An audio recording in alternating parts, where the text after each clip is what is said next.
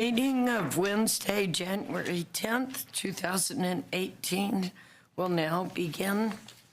Going to start with the approval of the minutes.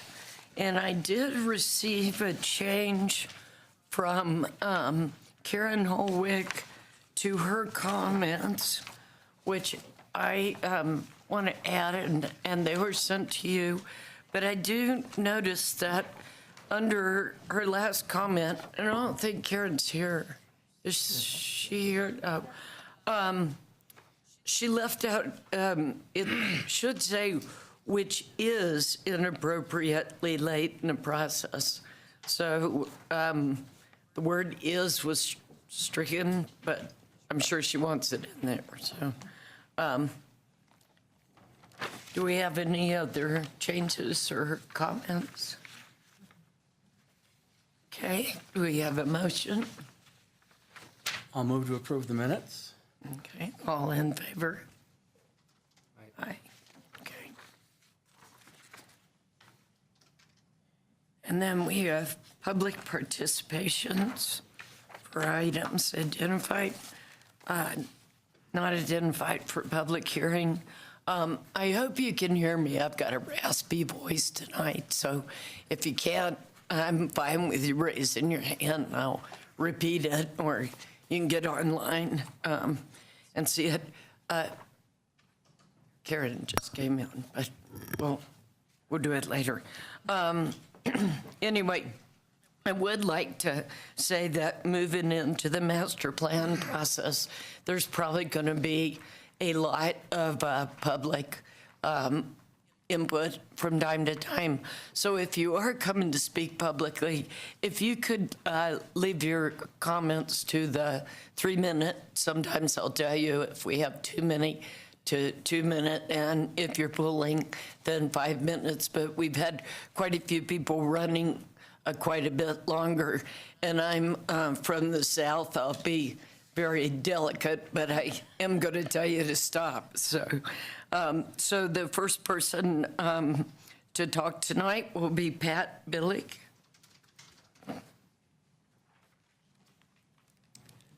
Hi, my name is Pat Billig, and I live at 3390 Longwood Avenue in Boulder, and I'm speaking on behalf of Boulder County Audubon Society. I'm commenting on the planning and engagement process for the OSMP master plan that will be presented to the City Council next week for a public hearing. First of all, I just want to say OSMP should be commended for following the recently developed 9 steps to good engagement, and for graphically connecting the dots on how that process is, how OSMP is going to follow that process. 2 of the steps, however, I think lack some clarity, and that's what I'm commenting on tonight. And I think the clarity is around OSMP's and the trustees' responsibility to consider both use and protection of Boulder's most important natural resource, our open space lands. Specifically, I'm referring to steps 2 and 4. Step 2, determine who is affected. In any proposed action on OSMP lands, a determination of who is affected must include the environment, and specifically plants, animals, habitats, and ecosystem integrity. Step 2 is also, in that vein, it's a good place to begin the foundation of public education as to the environmental gains and losses that are reality in any human use of OSMP lands, regardless of the type of activity. The public deserves to know up front what these gains and losses would likely be. Step 4, share a foundation of information and inquiry. For OSMP, this step needs to continue the gains and losses, environmental gains and losses concept introduced in step 2 in more detail as related to the specific proposed action. OSMP has the experts to do this, but as seen in the North TSA public process, the gains and losses were not brought forward until late in the process, and after the public had already been queried about their desires for use. And I can see there's a lesson learned from that is in this plan, and I think that's good. I think we just need a little more articulation. OSMP lands have been bought and paid for by citizens of Boulder for multiple purposes, and environmental gains and losses that are a part of a new or changed urban or human uses in the TSA need to be clearly articulated. The OSBT, as citizen representatives, which is what you are, as well as trustees, need to use this planning opportunity to require this clarity and for OSMP to use their resource staff to provide the needed detail and specifics on environmental gains and losses so the public can actually make informed choices. Thank you. Thanks, Pat. Next person is Kirk Cunningham.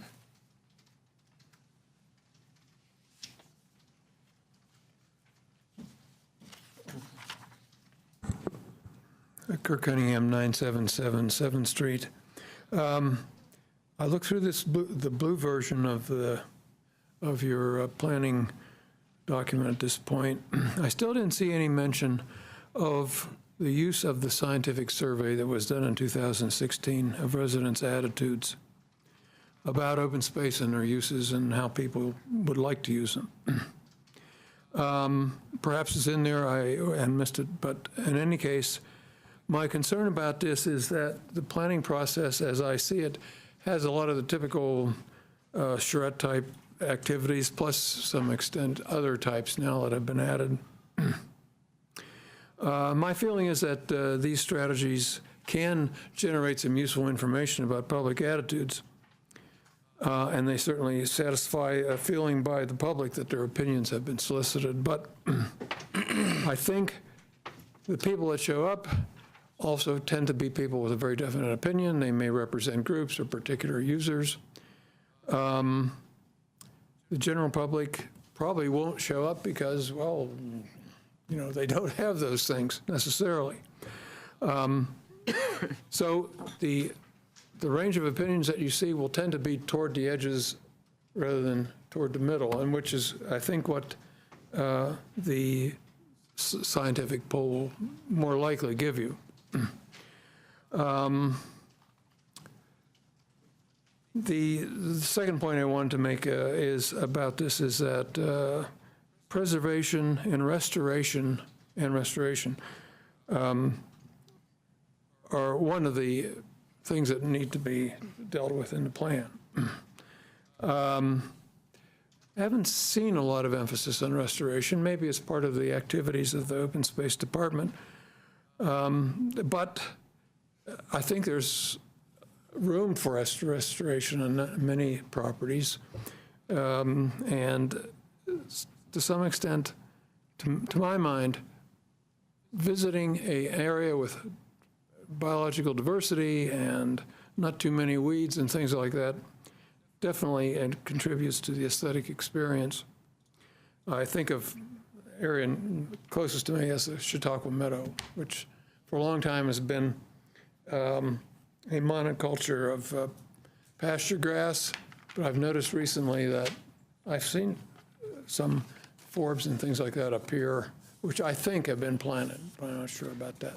But in any case, it makes for a more interesting experience to have that sort of environment rather than a degraded environment. Thanks very much. Thanks, Kurt. Next one up is Jackie Remaley. Hi, my name is Jackie Remaley. I live at 2305 Dartmouth Avenue. I think the report has a lot of wonderful things, and I appreciate all the effort from the last meeting that has been embedded in the new report. My focus is on page 5, when it speaks to the things that are going to be considered and the items that are not going to be considered. I think that for the general public, that needs to be bullet pointed and made a lot cleaner so that people can just look at it and say, okay, this is what we're going to be considered and what we can't be, what is not going to be considered. Because I think if they do not understand that on page 5, then when they go to page 6, which starts off what is in it for the community, they might feel like I can come in there and ask for whatever I want on whatever topic I want. And I think these meetings are going to be just such an excellent educational opportunity that with the excellent staff, I think if they can come in and do educate during these meetings and frame the conversations from the beginning, then the discussions will be much more rewarding and come and be able to bring everybody to conclusions more quickly. So those are my comments, and I'm speaking, I'm a member of the Colorado Native Plants Society, but I'm speaking for myself. Thank you. Thank you. Next up, Hans Price.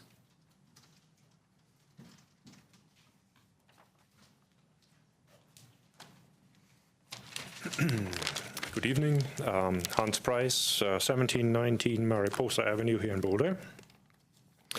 I would like to offer my opinion on agenda item 3D, matters from the department, the immediate conversion of the Cobalt Trail to multi-use.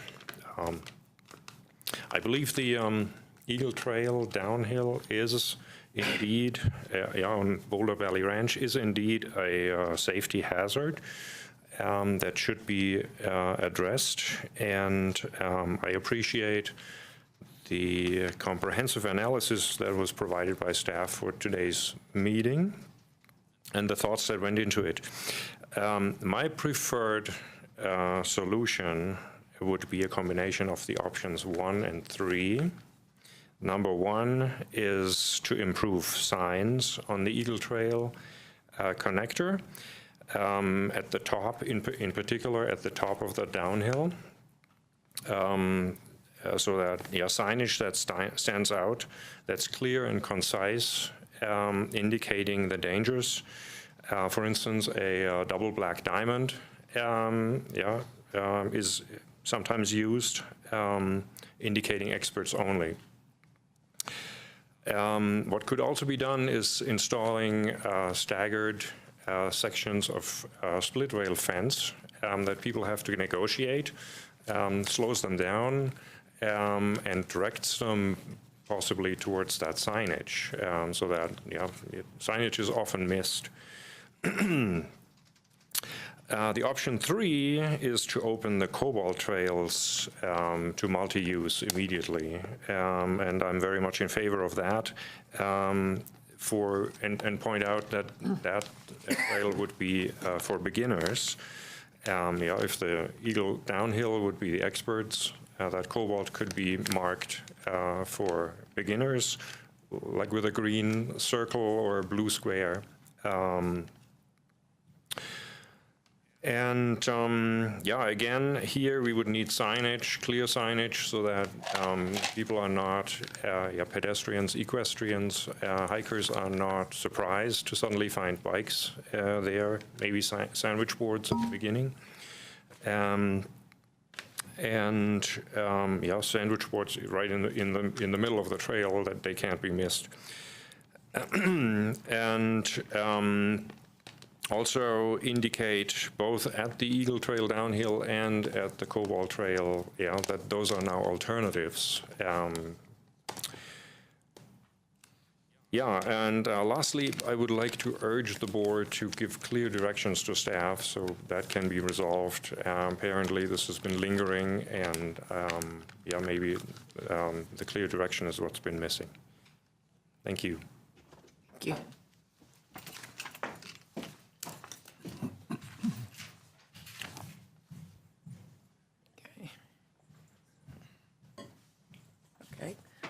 The next person to speak is Phil Delamere.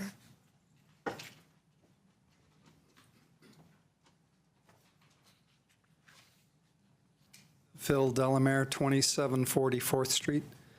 I'm here tonight to encourage you to have a public open hearing for the open space other up at 311 Mapleton.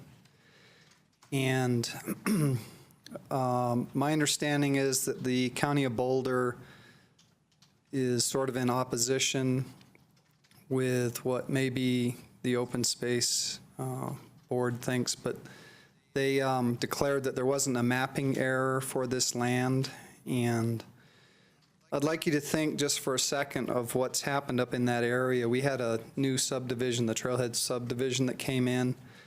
And in that process, they donated some of their land to open space, which was a trail. So people probably had those maps open, and they were looking at this open space other, and that trail goes right into that open space other designation. So I have a hard time being convinced that this was a mapping error, since this was sort of out in the public's eyes and to the board's eyes at that time. Also, the Memorial Hospital, if that had been an error, think about it, if you own that land and all of a sudden this open space other appeared on there out of nowhere, which I don't believe it did, I think people would have been up in arms about it. So I think this is a really valuable piece of land to be acquired by open space. I'm not a financial expert on open space's budget, but I do believe that your open space budget is going to be cut back in the next few years. And I hope that that isn't something that's influencing your decisions to acquire this land. I think it would be a valuable addition to the open space area. It sort of sits right there in sort of a sensitive area, and right now the developer wants to build some structures on there. And I grew up as a kid playing on that land, which we thought was the Memorial Hospital. Well, probably it was at the time. Then open space other could acquire it, but I think it's a good sensitive area which needs some buffering, but where it could be protected. But anyway, I just want to encourage you to allow public access to a hearing concerning the open space other. Thank you. Thank you.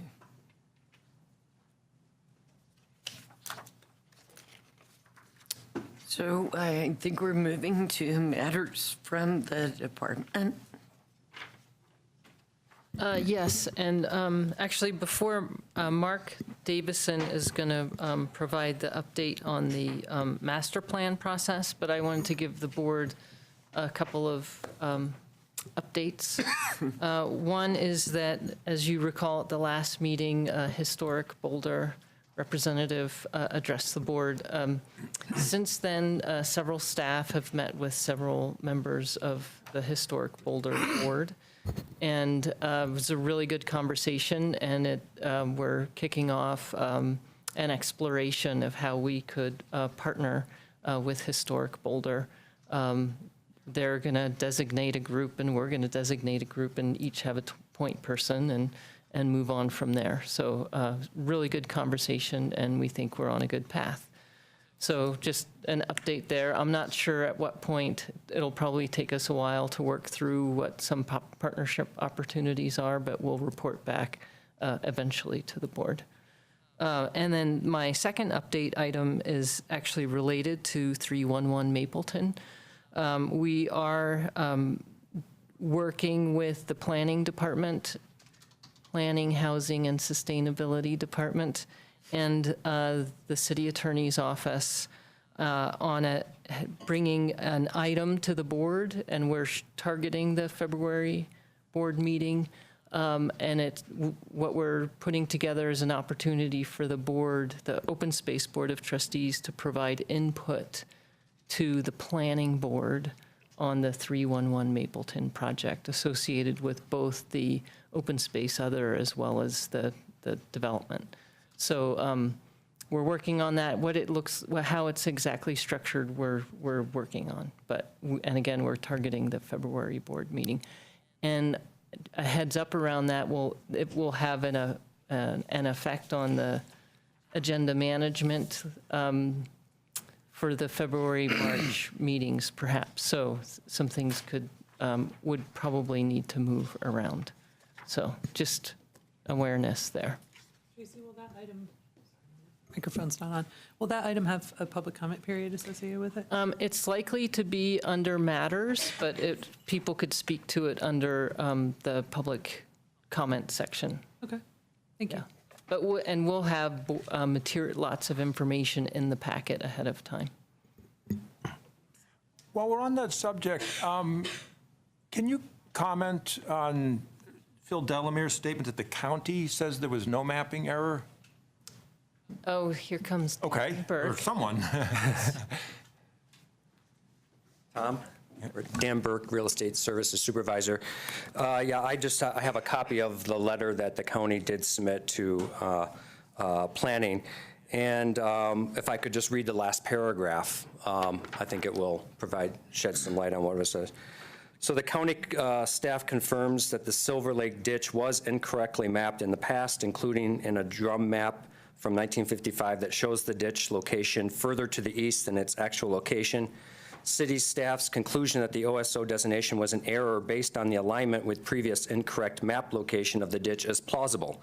However, county staff has not found evidence that the incorrect ditch mapping is the definitive cause of OSO land use map designation. Therefore, county staff does not conclude that the OSO land use designation is clearly a mapping error. And I think the word clearly was the word that they were reacting to. So, yeah, I don't think it can be characterized as a denial, but I think it could be fairly characterized that they don't think they can come on the side of clearly. Okay, thanks.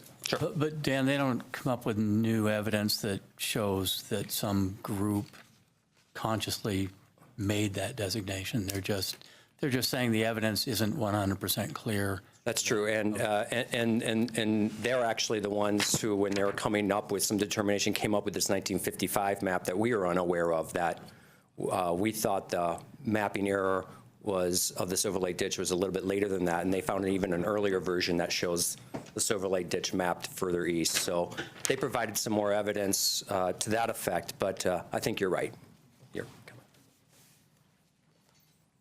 So look forward to February.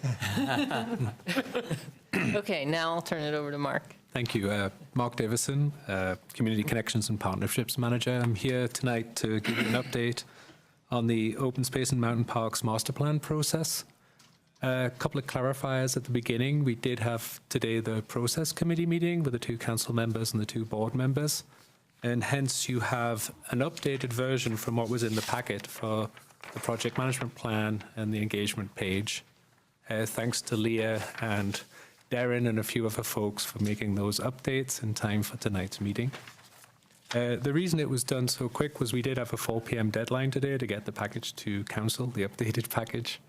And I'll explain the changes that were recommended. Molly was also at that meeting as a member of the public to make comments, and that was referenced when we made the changes. Ultimately, in the project management plan, if you go to page 2, you'll see basically the second paragraph from the bottom.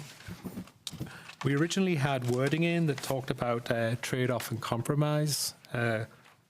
Molly said it preferred the idea of not using the word trade-off, the phrase, if we can help ourselves. And the discussion continued about whether using balance, integration, compromise, trade-off. In the end, the council member recommended we take out that sentence, which is why now it ends on management priorities in reality.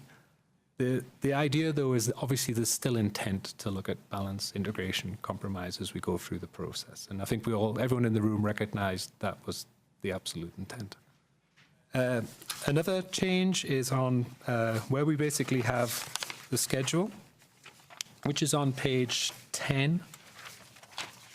In there, we talked about values, hopes, and fears. There was a recommendation to change fears to concerns. So that was agreed, and that went into the package. So as it stands, the project management plan is going to council. We've tried to reflect the wording based upon the last board meeting and then up with the process committee update today. In regards the next document, the planning or engagement for the master plan, it's a brief 2-pager outlining the first window of engagement, and you'll see at the very top, that's highlighted in green. You'll notice that there's 5 windows in total. The first window, it's due to open in January 22nd, and that's when we'll begin the public process. It'll grow with the system overview report release and more intensive public engagement and that window closes on March 30th. A couple of changes under the goals for engagement today, the next paragraph down, where there was a good point made that listening isn't a goal. So that first thing, the broad goal, it now talks about listening well to broaden our connection with the community. And then in terms of sharing information, we also talked about communicating clearly to make those sort of two broad goals, and then with the sub-goals underneath. Also, under item number 4, we changed it to actually measuring the success, and that was a thing brought up of how do we get through this first window, look back and see what we did successfully or what lessons learned, or is there anything we missed where we actually need to then extend the window for any reason if we've missed something that's major. Under how we'll listen, I think there was consensus about how we listen. The one request was under the spring equinox event. You'll see at the bottom, mid-March. And basically, rather than having the morning yoga, we said it would be better to perhaps have a more traditional community listening post, open house venue, along with the sort of micro engagement efforts. So that's a change to have, to basically mix and match both styles of engagement. And then finally, on the back page, who do we want to reach? There was discussion about what is an underrepresented community. So you'll see at the bottom there, we removed a couple of bullets and really said, I think that important point says including but not limited to, and give examples of how we want to sort of focus on underserved communities while having a broad approach. They're the major updates from the meeting today. In terms of next steps, kind of touched upon it, but we'll go to council on January 16th, hopefully get approval. If not, we'll be coming back with a whole new process. Fingers crossed. From there, the windows opens January 22nd. As the system overview gets released, that will grow February 22nd. And then we'll hopefully have that open house we discussed today about 2 weeks after that system overview gets released. So this folks can comment on the system overview as well as getting initial feedback on the values, hopes, and concerns for the master plan itself. And at that point, I'd open it up to any questions. Yeah, Mark, another change that was made, I think just worth calling attention to, and this is on the backside of that first window of engagement, and it's how will input be used. And the final bullet has been changed in, I think, a significant way. There had been questions about, well, why don't you go ahead and describe it? Thank you for that reminder, Kurt. Keeping me on track here. Yeah, it's about the fact that I think there was an impression that there wasn't comments on the system overview, weren't going to be allowed till after the master plan process, and that was never the intent. Yes, comments on the system overview, where there's been errors made, we'll correct. Recommendations or things about things missing in the system will be more like an addendum to include on the system overview that then we can approach and attach and work on as we go through the master planning process. An example might be we recognize we've done less inventory work and assessment on the scenic aspect of the charter purpose, and we're trying to catch up on that. And that would be an example of we can't, excuse me, apologies. It must be my time's up. It talks about how we might go and address that, but we can't update the system overview immediately, but we'll address that through the master planning process. I wanted to just add, especially for the public's benefit, that the timing of the process committee meetings got moved. We had been meeting basically on noon of the day of the board meeting, which is the second Wednesday, and switched that to the fourth Wednesday of the month, also at noon, and we decided that rather than skip a month and go 6 weeks, we'll meet in 2 weeks. And lengthen the meeting. And lengthen the meeting to 90 minutes, only if strictly necessary, which it will. You took the artist types off. Sorry, Marty. That was. I can never be accused of A favoritism. conflict or favoritism. Other questions, comments? Okay. Okay. And we're doing the update? Okay, Or then, Ranger? right, the next update we have is Burton Stoner and Erin Hampel will provide an update on the Ranger Services strategic operations. Good evening, Burton Stoner, Ranger Services Supervisor. I'm going to delve into the ranger operations tonight very quickly. Time for questions after that. So tonight we're going to talk about break out the ranger manual, talk a bit about community rangering, roll through some ranger patrol issues, talk about fire prevention and our response, encampments, wildlife management, talk about our role as naturalist, and then Arian will come up and break out our Junior Ranger Naturalist program for us. So, really, we have rangers have guiding documents. You know, all of the management plans provide the context for natural resource protection and visitor access. So that's the world that we work out of, and our ranger manual then really provides all of the procedures and policies for us so that we can accomplish our mission, which is up there. Chapters 4 through 7 really cover the main bulk of our services that we provide to the community through our community relations as naturalist, our law enforcement services, medical, and wildfire.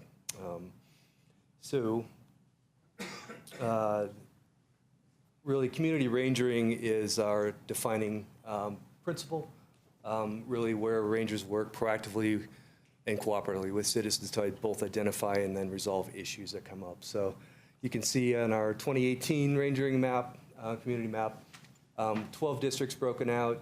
But again, I just want a reminder that the areas that are not covered in the purple lines are still covered under general patrol outside of that.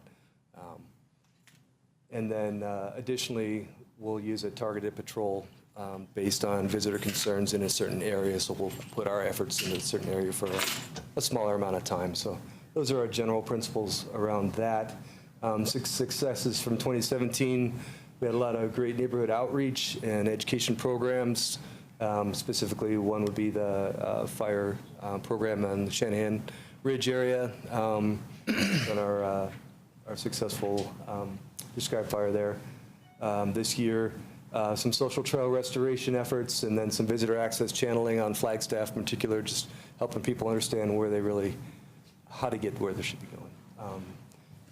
Did some great trail repair down on Marshall Mesa with BMA, and put a lot of work into improving the parking safety along Eldorado Springs Drive and the parking outside of the trailheads there. So those are some of the notable ones.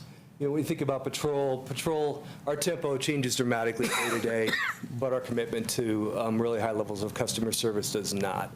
So an example of that is, you know, responding to injuries, you know, we strive to be first to the patient, to provide care around that. That's Jeff in the middle of that pile helping out. Some ongoing issues involve graffiti, and whether it's a natural surface or man-made, it takes a lot of time to clean that stuff up. Involves a lot of staff, and some of it's actually quite attractive, but yeah, probably not the best locations, right? So spent a lot of time cleaning that up. We have another patrol mantra, and that is that every call eventually ends up on open space mountain parks. So you better just start for the call, whatever it is. So whether it's a vehicle off the road through a fence, we're going to be there assisting and providing mutual aid to all of the rest of the county emergency responders. But for us, a car through a fence means the opportunity for cattle to get on the highway.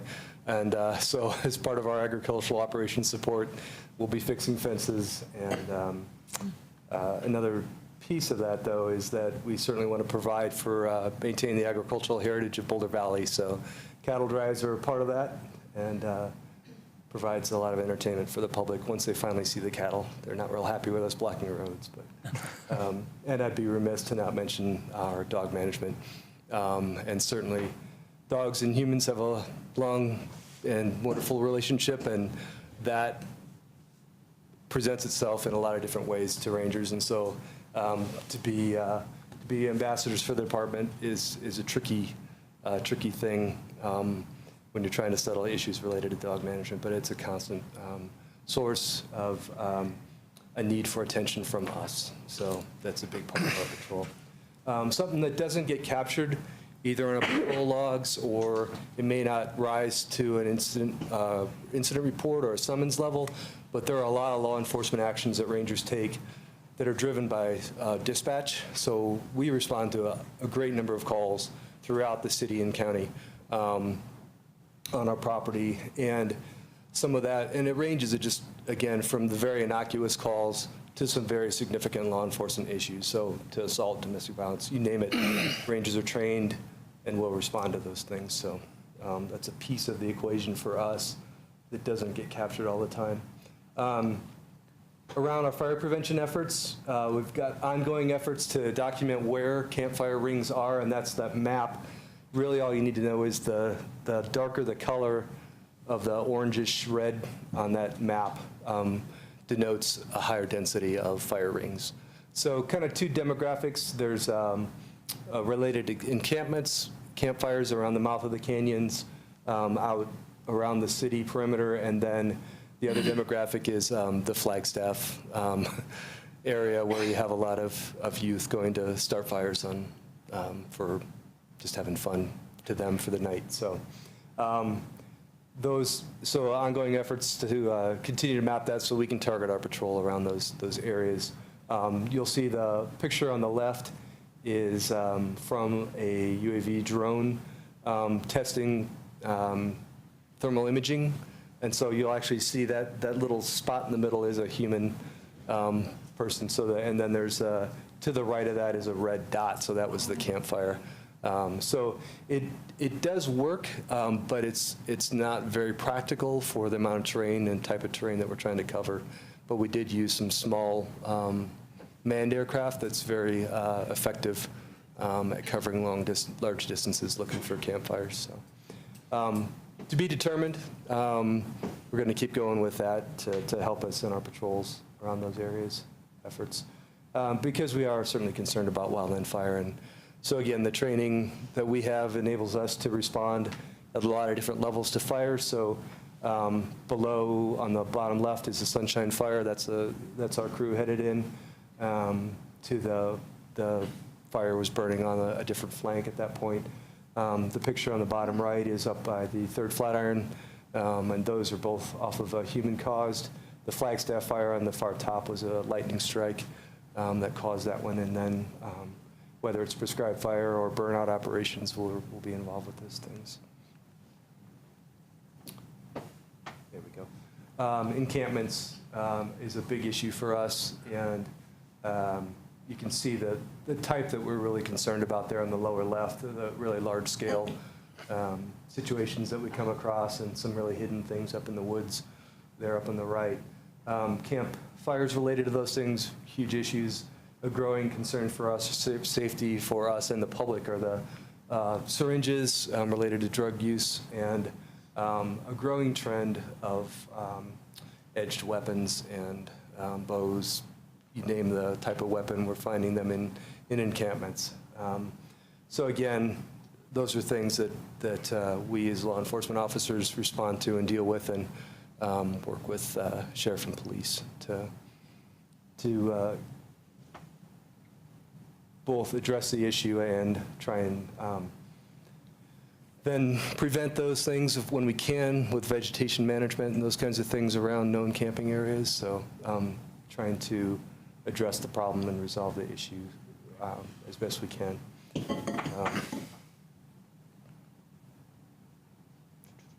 Wildlife management is a great aspect of the job. The picture on the left is the backside of the 3rd Flatiron. So as rangers, will work with the volunteers and monitor raptor closures and the boundaries there, and work with everyone that loves to be out there, understanding what the birds are doing and providing that information on the trails to people as they come in those areas. The bottom right picture is the Mallory Cave Gate, and the rangers had a large role in helping to build that to protect Townsend's big-eared bats habitat, and one of my favorite projects for sure. Upper right, we work constantly with city animal control, Colorado Parks and Wildlife on wildlife issues inside city limits, related to bear in particular mostly, and on the left you'll see the mountain lion with a kill, and when that happens near trails, then we certainly have safety issues to deal with. We were also involved with the collaring and the movement pattern project that Colorado Parks and Wildlife had, and as well as the chronic waste and disease study, so being involved in those kinds of projects.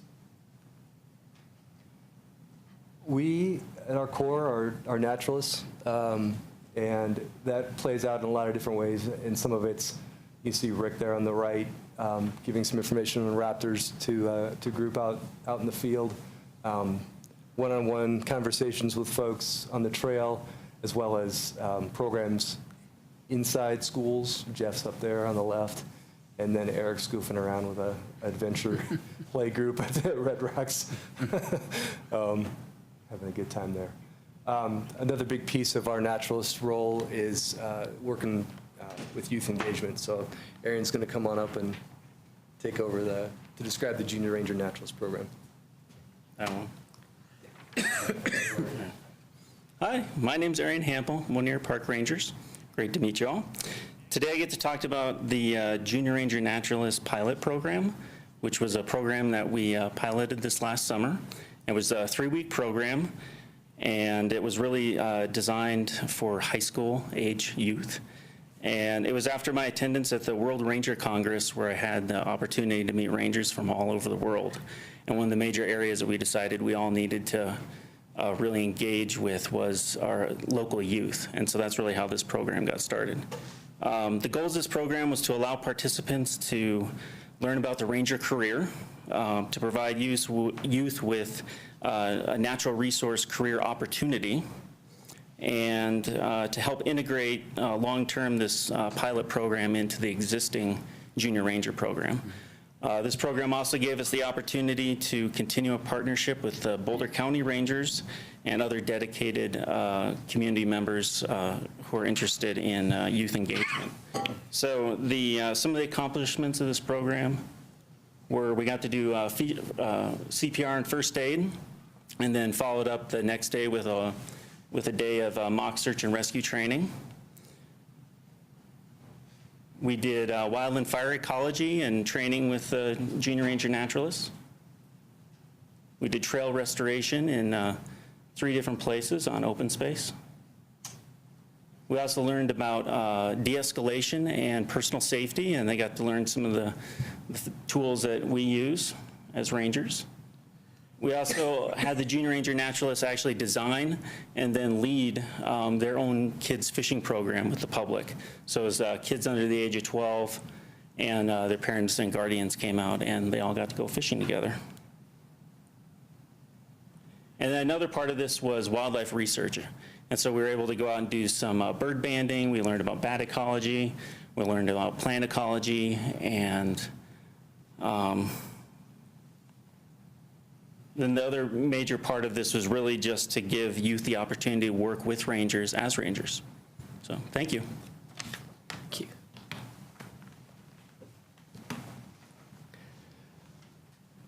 So that's next for this year. We're going to expand the Junior Ranger Naturalist Program. We have hired 3 full-time rangers this year, which leaves just one vacancy left to be hired later this year. And I'm really excited about that and want to thank the board and City Council for their support in creating those positions and recognition of the increased visitor use that we have and the amount of control that we'll be able to accomplish due to that. We had 4 seasonal rangers last year. We're going to have 4 again this year. And one of those from last year is one of our new hires. So that's part of that program is that mentorship and growth of folks to learn the role of Ranger Naturalist. We're going to continue different techniques for campfire detection in cooperation with the City Wildland Group. We're going to begin using a shared records database with the police department, city courts it's going to increase a lot of efficiencies and do a better job for us keeping track of our record keeping. And then as you can see, it's a diverse job, and within that there are a lot of career development tracks available, and so that's something that we're going to just be working on internally, give up greater opportunities to rangers to become a bit more specialized in particularly one area to provide greater expertise, but also complement the work group as a whole. So, and I would be remiss in not offering all of you an opportunity to come for a ride along if you so desire, and see this rich biological treasure that we have through our eyes. So thanks for your time tonight. Take any questions. Questions? Yes, Kevin. How do we sign up for a ride-along? Why don't you email me, and I'll be happy to get that set up. It may not be me, but that's even better because you'll get a chance to meet a lot of the other rangers and go and see. Sounds like a blast. If you have a favorite place you like to go, you can start there. So, yeah. Awesome. Thank you. You've probably covered this in your presentation, which was really good. Thank you. It sounds like the program's emphasis has shifted a lot in the last 20 years, and maybe I just let you free associate on what you think the increasing challenges are that we need to keep preparing to address. You know, it comes down to the amount of visitor use. That's really it. And right, what a great problem to have. And we look at it that way, you know, and I've always provided, when I have a conversation with somebody and I'm trying to correct a behavior as a ranger, we spend a lot of time trying to figure out what that is and how that plays out. It's providing that context, like, hey, here's your action, but you don't see the rest of it, you know, that's out there. And so I'm not sure that's really answering your question, but bottom line, that's what we're facing. The issues haven't changed all that much. Like, it's the same kinds of things. It's just the volume for us. So. Well, you do an amazing job. It's just got to be a really challenging job to do what you do. But, you know, I lived on 3rd and Arapahoe during the Dome Fire.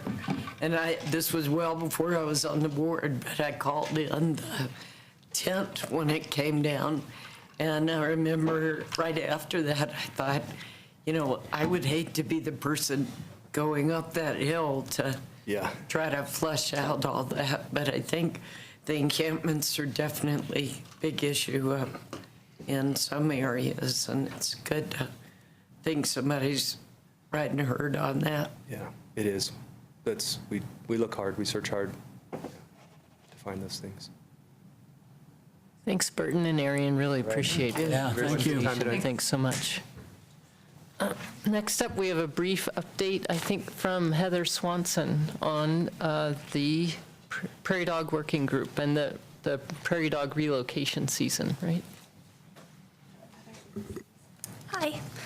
Carrie Knold is actually the project manager for the Prairie Dog Working Group, but she's someplace fabulous traveling with her kids abroad, so I get to be here tonight with you. Here's this. Oh, thank you.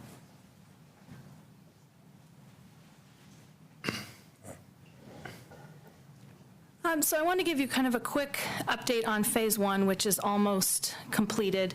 The Prairie Dog Working Group members met starting last January through May and came up with a number of recommendations that they had flagged for build-out by staff. And the full report of that is on the Prairie Dog Working Group webpage, which is that link there. All of you may have seen that. I think you also saw the report from that Phase 1 outcome.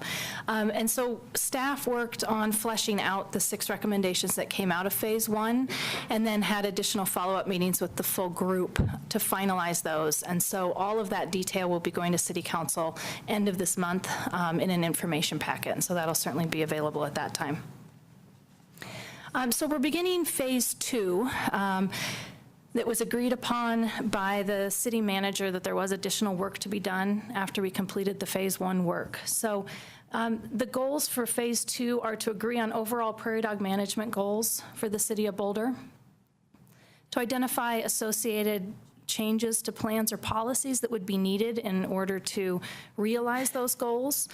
And one of staff's crucial roles on this phase of the Prairie Dog Working Group is really to bring our experience and knowledge of those existing plans and policies and what went into creating them and some of the trade-offs that went into the compromises in those so that we can have good, robust conversations about the impacts of plans, changes to plans and policies to either other management objectives or other charter purposes.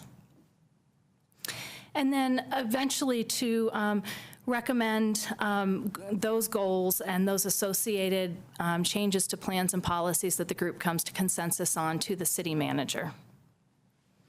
So we commenced in December. We had our first meeting just before the holidays, and we'll have another here in another 2 weeks or something. We're meeting once a month. They're 4-hour meetings in the evening, and that is set to be from this past December through upcoming May. And because of the scope of work, it's likely that there'll be work outside of those full team meetings by smaller groups of those participants. And additional technical support staff will probably be brought into this phase because of their experience with different aspects of the plans and policies that we'll be talking about. So things like our plant ecologist, Lynn Riedel, or the IPM coordinator, Rella Abernathy. And we would anticipate probably having a study session with City Council once our work is wrapped up with Phase 2 after we've sent those recommendations to the city manager. And in 2018, Carrie's estimated about 350 hours of staff time. And then I wanted to quickly shift gears and just give you the kind of, now that the relocation season is over, final picture. If you'll remember, we did that back in, was it maybe November, without any slides that Christian had a quick update for you. But now that this is all said and done, all these numbers are final. So there were 3 relocations completed this past fall and early winter.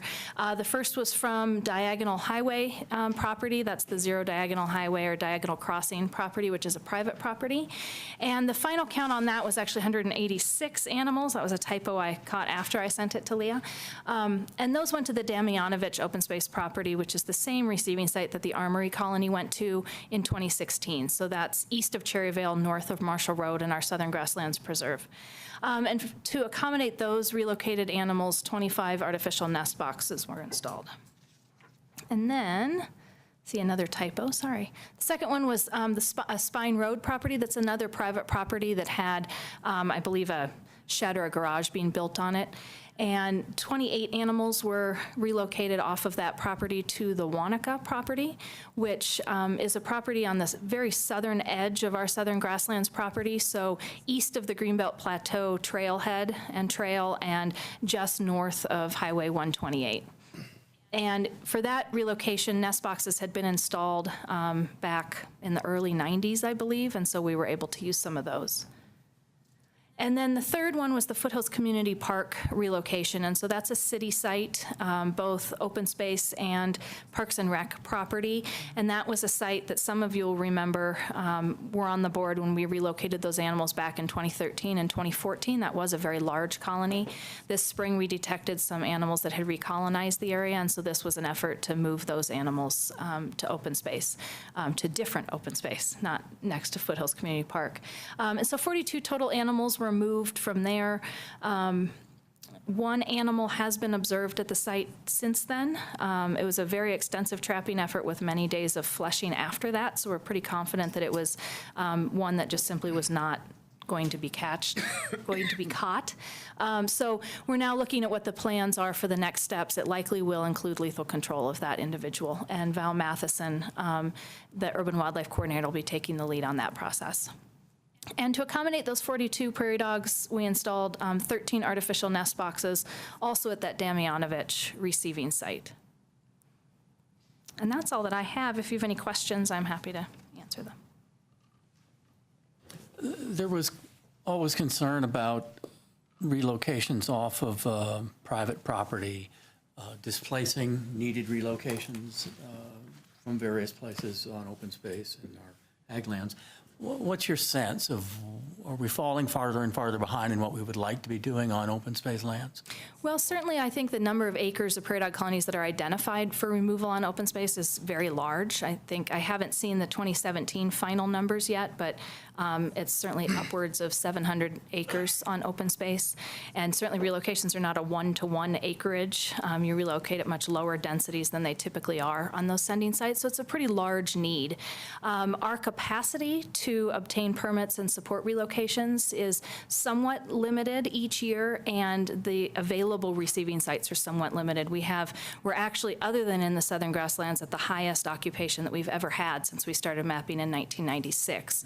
And so that not only creates a lot of need for prairie dogs to be removed from things like irrigated agricultural lands, but also means that a lot of those potential receiving sites are fully occupied as well. So it's certainly a limited supply of receiving sites and the ability to move them. So to some degree, yes, it does make it more difficult to make progress on those open space goals. But I think as a city, there's been a strong commitment to minimize lethal control. And in most cases on open space, we're not looking at using lethal control on those properties. So I think kind of the distinction is on those private development properties, often their next step is lethal control if there's no relocation. But that's something the Prairie Dog Working Group is definitely going to be talking about, kind of that trade-off and those impacts to public land, and whether there's anything that they might recommend that we do to either offset the cost of that or how we would deal with that situation.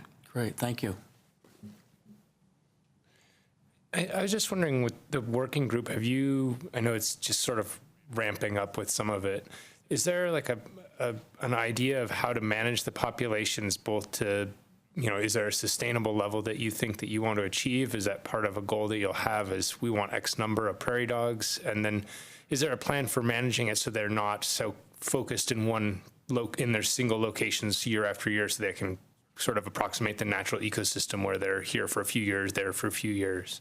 So on the open space side of that, I think the grassland plan does a very nice job of laying out those goals. Now, obviously, those are open for conversation on the Prairie Dog Working Group. So whether those are the goals that we land on in the end, I don't know. We'll have to let those conversations play out. But there are very specific acreage goals and percentage occupancy. And some of the strategies around relocation are designed to give places a little bit of time to rest after prairie dogs may have been occupying them for a long time if the prairie dogs disappear. So I think all of those things are included in our existing plans, at least for open space. And whether or not we hit the target with those, the Prairie Dog Working Group will talk about moving forward. I think those types of goals are not as specifically spelled out for other city lands with prairie dogs. Parks and Rec certainly has some guidance on their prairie dog management, but I don't think it's as specific as in the grassland plan. There are a couple of other very small city parcels, utilities and such with prairie dogs, but they don't have specific goals. The Urban Wildlife Management Plan does set goals as far as which properties are designated for removal or for long-term protection, but I don't believe that it sets out overall population goals or anything at that level. A lot of the colonies in the Urban Wildlife Management Plan are on private land, so it probably wouldn't be appropriate to set those. So I think we've got some room to define those citywide, whether or not we stick with exactly what's in our grassland plan. Okay, thank you. Yeah, I just wanted to know, when we finish with our comments and the meetings, what kind of product will we have out of that? Will we give some kind of deliverable to the citizens? And then kind of segueing off that question also, will it be in time for us to use it for the master plan process to enlighten us on where we might go with that? Well, I think certainly based on the schedule with those conversations wrapping up by May or June, I think we would have a pretty good idea of where we had landed to inform the master planning process. As far as a product, my guess is, although I'm not exactly sure, that it'll be a report similar to what came out of phase 1, and that will go to the city manager. Kind of what happens from there will be largely up to her or city council whether or not they want to pursue making those recommended changes and what process by which we would undertake that. So I don't have any idea of the time frame or what the eventual product from that would be, because I think all of those conversations will have to be had once we know what those recommendations are. But I would say that there would definitely be a wrap-up report, and in advance of that anticipated study session with City Council, of course, there'd be quite a bit of material put together to help inform that. So I think that's what I see now, and we'll see how things get tied up in May. Can I ask you one more thing? I wasn't sure, you might have talked about it and I missed it. But on the relocation of the armory dogs, what was the survival rate of those prairie dogs? So we do know that there are a number of animals at the release site. One thing that we don't typically do with our relocations, and actually almost nobody does, is specific survivorship counts. And the reason for that is that in order to get true counts of that, you would have to have some way to know that they were in the area. So absence of a prairie dog might mean that it is dead or got eaten, or it might mean that it moved over the hill to the active colony up over the hill. So without marking and then recapturing individuals to see exactly which ones were relocated, we have marked individuals on all of these relocations, but that's just fur dye, so as soon as they go through a molt, after a couple of months, those marks are gone. So we don't know for sure. We can say that the area where we put the armory prairie dogs has a thriving group of prairie dogs, so I would say a good number of them are there and doing quite well. But we don't have specific numbers. And I would say that the surrounding prairie dog occupied areas have seen pretty substantial growth. So I suspect that some of them also want to join the larger areas of active prairie dogs that are actually within the same colony, but in different portions of the colony. Thank you. Thank you for pinch hitting for Carrie no tonight on her lovely vacation. Thank you. Jim Reeder is going to talk about the Cobalt Trail options.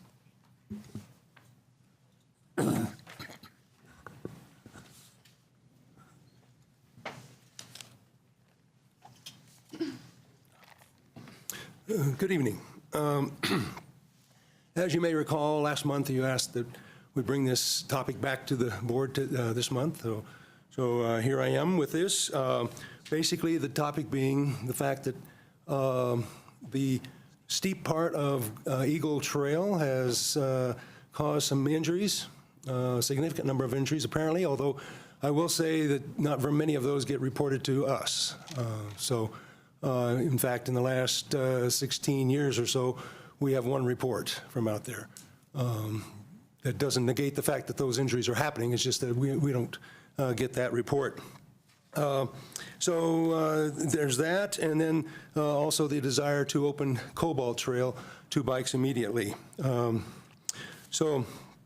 the interim time frame, I did go to your trail staff and ask them to put together some options, and I'd like to spend a little time going through those options for you tonight.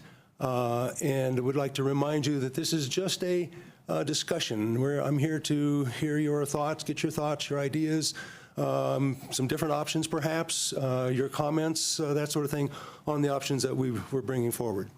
No decisions, we're not looking for any decisions tonight. So this is a map out of the North TSA, and it does show that area, shows that the trails that we're concerned with, as I go through each of these, we'll be using this legend, so pay particularly attention to those on the right side. The dark colored black circles create a new connection. We'll be looking at those. The third one down, the kind of the pinkish purple filled in circles, the reroute of an existing trail. And then the X's where we close and restore current alignment. Those are the ones that we'll be looking at. So this is option one. I've circled the trail. This is that Eagle Trail that is very steep, and we did go out and take a look at it. It averages about 20%. There are some 35% slopes on that, so it is very steep. And so what we're currently doing, and the first option, is to increasingly step up our signs out there, perhaps larger, more brighter, that sort of thing. The pros of this approach is that it does not deviate from the North TSA plan. It is possible that this will work. It is also possible that it won't. But we can do this without having to adjust our annual work plan. So that's another positive.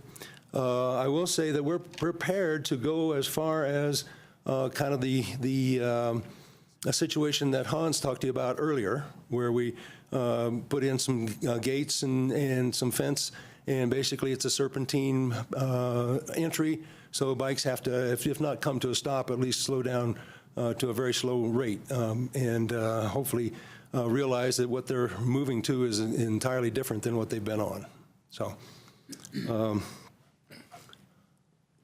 this is the sign that's out there now. This is an upgrade from what we had before. We were hoping that putting the bike on an incline on that sign and the steep grade ahead, 20% would kind of get people's attention. It is, at this point, new and bright and at the top of that slope. Option number 2, basically the same section. Again, we'll be working with the signs, but we would also take the next step, which would be to start to reroute that, work to reroute that trail. And in doing so, we would propose to get to hire a professional trail designer who has some expertise in bike trails, so that we can find out what it might take to mitigate that trail to make it safer. So again, this would have no deviation from the plan.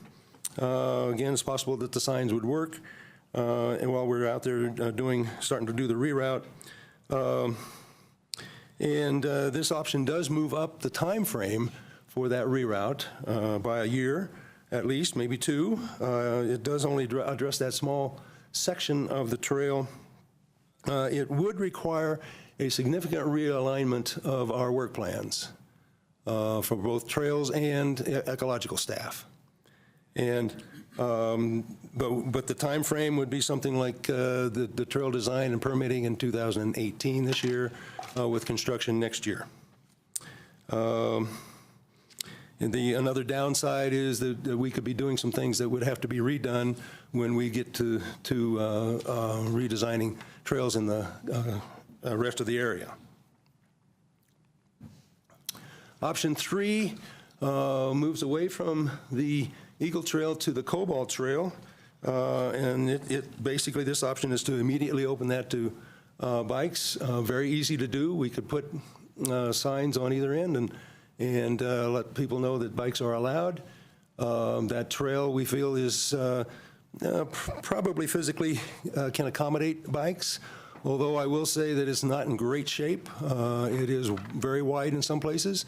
It's braided in others. There are wet spots, at least there was last week when I was out there. So it's not great, but again, we think that it would handle the bikes. The downside is that it then takes away the only connection from BVR up to the Mesa that is non-bike at the present time. So we feel that does is counter to the TSA plan at this point, and could result in some conflicts. And so we feel like we would have to do an appropriated, scaled engagement process to avoid having a lot of our users surprised out there. Option 4, basically the same thing, except that we're proposing to bring in, again, a trail design consultant, one, again, that has some experience with bike features, to help us determine what we might do on that trail to mitigate some of those conflicts that are potential out there. Depending on what that person recommends, it could be very small things that we could do relatively quickly. Might be larger things that we might have to wait a while. So again, this would offer the bike riders a less steep trail, but it does again remove the only non-bike trail from the bottom to the top. It deviates from the plan, so it would require that engagement process again. And any improvements on this one would be lost when we do the entire area, because as you can see, it's designed or designated to be rerouted uphill in order to make it more sustainable. It again would require a big realignment of our work plan for both trails and our ecological staff.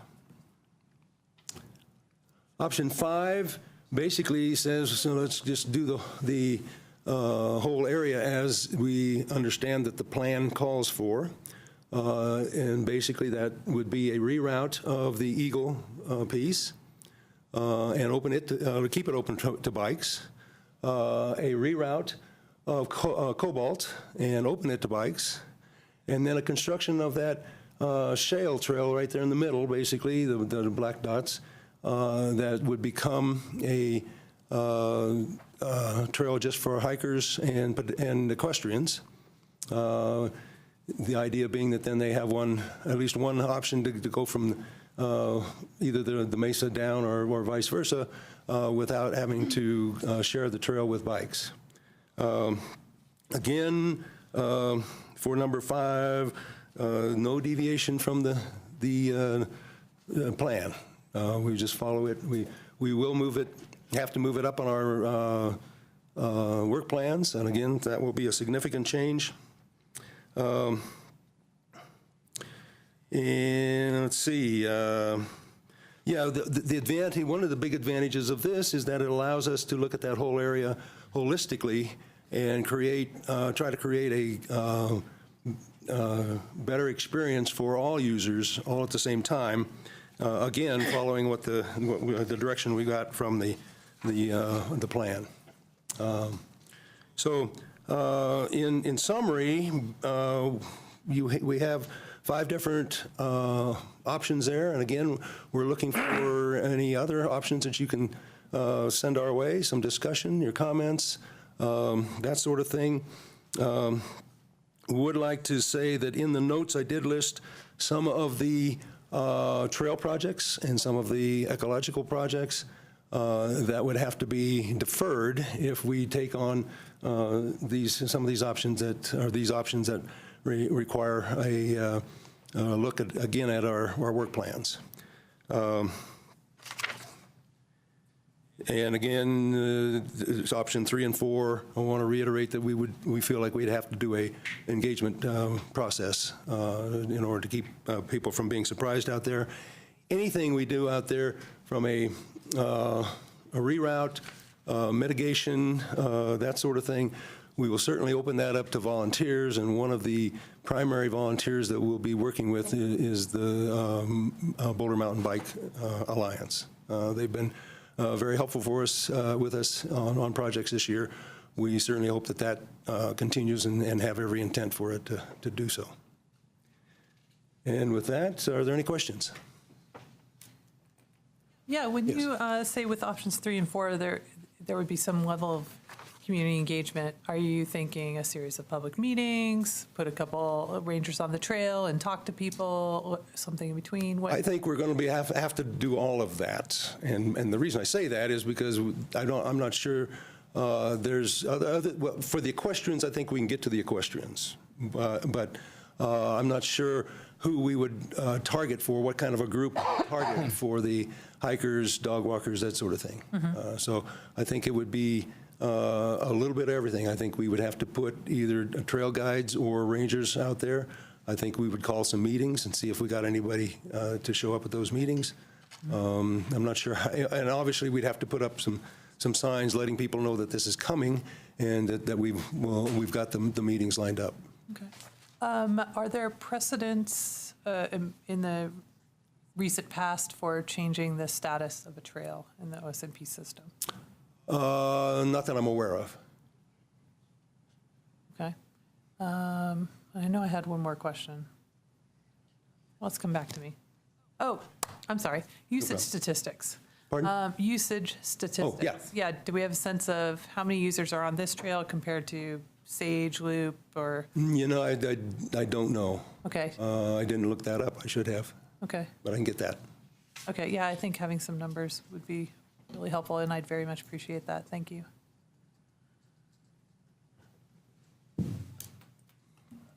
I guess I have a question about history. I assume the alignment of Eagle hasn't changed. Yeah, thank you very much. Hasn't changed in a lot of years. It's been that alignment for a long time? It's been there longer than I have been. That's a long time. That is a long time. And it gets longer every day. So was this, and I wasn't in the middle of the North TSA process, I sort of watched it from the sidelines. Was safety one of the issues that drove a realignment of the Eagle Trail at the time? And did we come up with a concept for realignment at the time? We do not have a concept other than just the bubbles. I mean, we're realigned there now. Your trail staff did go out and take a look at it and have indicated that in order to make that trail less steep, it's going to have to be much longer, and we'll have to put in some switchbacks, that sort of thing. So at some point, we have to decide how much incline we can stand out there. Because I'm not sure we can make it twice as long to get it down to 10%. But do we remember what was driving the decision to realign Eagle? I do not. We just so happen to have Steve. Oh, look, we have two. Who's older than Jim? It was absolutely one of the things that was recognized, just the steepness of that grade, and I think what's been the concern, the incongruent nature of the rest of the trail with that grade, and that's a maintenance issue over time. So it was to recognize we wanted to do something, didn't get down to the details of what we could do, but it was part of that plan. We have to come back, take a look at this whole area, and there may be some limitations just given how that trail connects in the space to have to work in, but there's some things we could do, and that has to be looked at that. And we're right up against the property line there. It's close to the property, absolutely. But that's that we needed to have that holistic look, and safety, let alone maintenance, was an issue. Thank you. You want to continue? Or no, well, let's take turns here. A question or two. If the Cobalt Trail is ultimately relocated, does the work involved in doing that get affected by whether or not in the interim there are bikes on the existing alignment? I mean, it seems to be one of the concerns is we have to move the Cobalt Trail, but I'm trying to understand whether that is just completely independent of the decision of whether or not to allow bikes on the existing alignment. I would have thought that if you're just going to move it anyhow, you're not so terribly worried about the existing alignment. It's just a... Well, no, we're not. I mean, the difference will be when we realign it, do the reroute, we will design it for bikes. The current trail is not designed for bikes, but again, like we say, we think it can handle bikes. Oh, yeah. So no, I don't think that would affect us. Okay. And then I guess this is maybe substantially an issue on option 2. One of the big cons was, well, this changes the sequence in which the Eagle Trail gets realigned. Instead of it being in 21 / maybe 2022, it occurs much sooner than that. It happens one way or the other because it's commanded by the North TSA plan. But could you elaborate on what the concern is on whether determining the location of that trail is somehow affected by whether or not the shale trail is part of that process, or kind of step 1, move the Eagle Trail, and then at some point in the future, step 2 is to construct the shale trail. Yeah, my concern would be that without looking at the whole area holistically, we could reroute the Eagle Trail in a position that doesn't work as well as it might have if we looked at the whole area all at once. And so we may rerouted in an area that doesn't work as well as we'd like, and so then the decision will be, do we, abandon part of it, reroute the reroute, that sort of thing, or do we just live with something that's less than we might have wished for? Okay, thanks. So I had an idea. I actually spent an afternoon out at this place. Kurt sent me an email saying, like, where is this place? And so I showed him on the map, and then I went out and spent an afternoon out there just sort of watching people use this trail, and then I watched people use the Cobalt Trail. And this trail sees, in the time I was there, maybe 5 times as much pedestrian use as the Cobalt Trail does. So it's the trail that people are using as pedestrians. So not that I'm necessarily a huge fan of this idea, but in safety's sake, what about option 6? Close Eagle Trail to bikes, open Cobalt Trail to bikes, and leave everything just as it is until you get to this major reprocessing in 2021, 2022. Yeah. And so therefore you do no new trail construction, no major maintenance, no environmental needs. You have a bike trail, well, you have a multi-user trail, you have a pedestrian trail. The pedestrian trail becomes the most used pedestrian trail. The bike trail becomes the safe bike trail. Mm-hmm. Well, that is a new idea. You still have to go through public process. I can't think right off where that would be a problem. Yeah, I'm just saying, like, you asked for new questions. And yes, since exactly. you probably have to do a public process for any of this stuff, this would be two birds, one stone. I think one of the advantages of that idea, and it's an interesting one, Kevin, is that when I went out there for 2 or 3 hours and talked to people, my impression was Eagle Trail got a lot of pedestrian usage by people that weren't going all the way to the reservoir. They were going sort of out and back because it's a ways out till you get to the drop off and a lot of dog walking and such. I do think that that sign at the top is useful. I think if we're going to continue that, which we probably should do regardless, it's just my thought, I think it would be good to put signs at the trail heads too, because I think right now you can, if you're an inexperienced rider, you can get all the way out there and not know until you get to the sign that says 20% grade. I did run into some people that had gone out and turned around and come back. I also ran into bike riders that had just gone up it and down it, which is amazing to me since I could barely get up it. It was so icy. So I do think with multiple additional signs, we could probably make sure as best we can that nobody's going to come to the top and start down it unawares. Is it a lot worse in the wintertime? I mean, it just seems to me, once it's icy, it's just... Once it ices up, it stays icy for a long time because of its aspects. And so it's partly sort of a seasonal thing, too. I mean, I almost wonder if it gets to a point where you should do a temporary closure on it because it's just not safe if it's full of ice. But, I mentioned that to some riders, and they said, I'd just go around your sign, I mean, so anyway, people have a wide range of skills and a wide range of preferences for their territory. So I guess my view is, in the interim, while we're still thinking about this, I think you should continue to do signage. I think it could be pretty effective at reducing the risk. Oh, did you?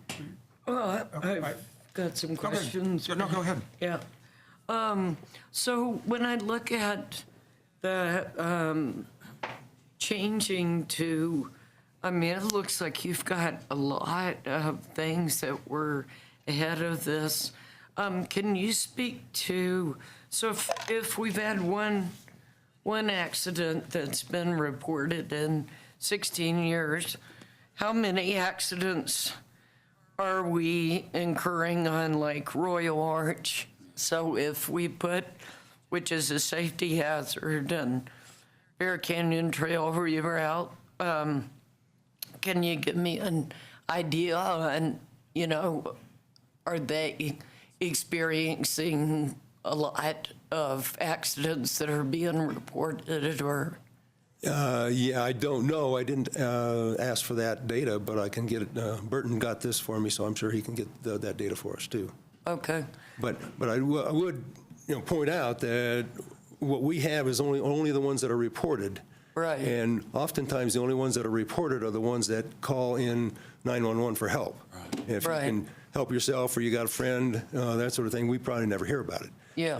And I've heard from multiple sources that there have been several accidents or injuries on this Eagle Trail. So Is it more? just because we only have one reported. Does it seem to be getting more frequent lately? I mean, do we have any? Well, not from our account, because we only had one, and that was in 2012. But, between 2001 and now, we just had the one. But I don't know, Kevin, if you have a thought on whether it's getting more and more. I mean, it's hard to say. I would guess it's probably getting to be more because we're increasing users. And there's also, this is a place where people go who are beginning riders. Right. I would add to this, so like, one of the other board members, who I will not mention by name, I may have had to take that person out of South Boulder after breaking a clavicle. Really? We did not call that in. Yeah. Really? Everyone in my core riding group have been to the hospital or the emergency room many, many times from biking and have never called in an accident. Not once. Mm-hmm. And like, I had a humerus broken off at the top of a trail. I had to walk 6 miles. I didn't call in and say like, hey, I had an accident on your trail today. I was much more concerned about, getting my arm put back together. Mm-hmm. And so I think probably accident reporting is not a good gauge. It'd be probably a better idea if you want to know is like send out something to BMA or to like active groups and say, hey, has anyone had an accident on this trail? And I would bet you get a laundry list for any trail. Yeah. But any trail. But this one would definitely have a lot of people. I mean, my next door neighbor broke her hip. My wife's best friend broke her humerus on it. And that's 2 people I know in the last 5 years who've done it. Neither of them called it in. So injuries are an important part of the experience, it sounds like. It really is. It really is. Important, but not necessarily enjoyable. I would respectfully disagree. I would like to offer that I feel that it's not only a downhill hazard for inexperienced users, but an uphill hazard. It gets really gravelly in the steepest part, and if you try and you're like, oh, I can't do this. If you're on a bike and you try and get off, you can tumble and stuff like that. So if we take the signage approach, it needs to be properly signed at the base as well. Right. Which means it needs to be all the way over at the Eagle Trailhead, too, on the east side, so that people know. If you're going to ride the Eagle Trail, there's a part of the Eagle Trail that's really, I mean, it's sort of like the sign we have at the bottom of, what is it, Greenman, that says, oh, by the way, halfway up there's a ladder, and you need to be aware of this now. Right. So something like that lets people plan a little better. I'll make a few comments. One is that, it's not exactly in our mission statement, but in our sort of statement of values, we often say safety first. And I think we should, we want to be serious about that. A lot of times, like particularly in rock climbing, it's just the nature of the experience, and there's not much it's not our responsibility to manage that. This is a little different in that whichever way you approach it is basically a dead flat trail, which suddenly has a radical change in character. And kind of related to that, it's the only on-trail way of connecting to, fairly significant parts of the system. If you want to get from the Lee Hill or Wonderland Lake area over to Boulder Valley Ranch or vice versa, this is the only way, this is the way to do it. And the fact that it's such a lousy connection, means that some people who are on there who probably shouldn't, and also just affects the experience of those who choose to do that. That said, I think we have to be extremely careful about sort of dramatically changing priorities that are set out in the North TSA. Those plans had all kinds of trade-offs and compromises. And if someone felt that a particular option really prioritized one group getting what they wanted sooner than someone else got what they may feel is a give to them, those can be very tricky, particularly because in the North TSA we did prioritize the creation of the interim Joder Trail. We said we want to do that first, and that was candidly a deviation. And so I think we ought to be we have to be very mindful of, and I think you are, about doing something that appears to reprioritize things. That said, completely independent of Kevin, I had come to approximately the same place, that maybe the best world is just to open Cobalt and close some or all of Eagle to bikes. That doesn't involve any rerouting of anything, and the ultimate decision on where to put Cobalt, Shale, and Eagle can proceed at your pace and at your judgment on how to holistically manage that. I think the Cobalt is a sensible connection to get from the west, west of 36 over to the Boulder Valley Ranch Trail, perfectly usable. So we're not voting, but I would, I just say I independently, no, I'm just, like to hear more of your thoughts on that, that we're just throwing that out, but I'd independently come to approximately the same point. That was the best way of getting safety first now, while preserving the connection and not having someone feel like we fundamentally changed the balance in the North TSA.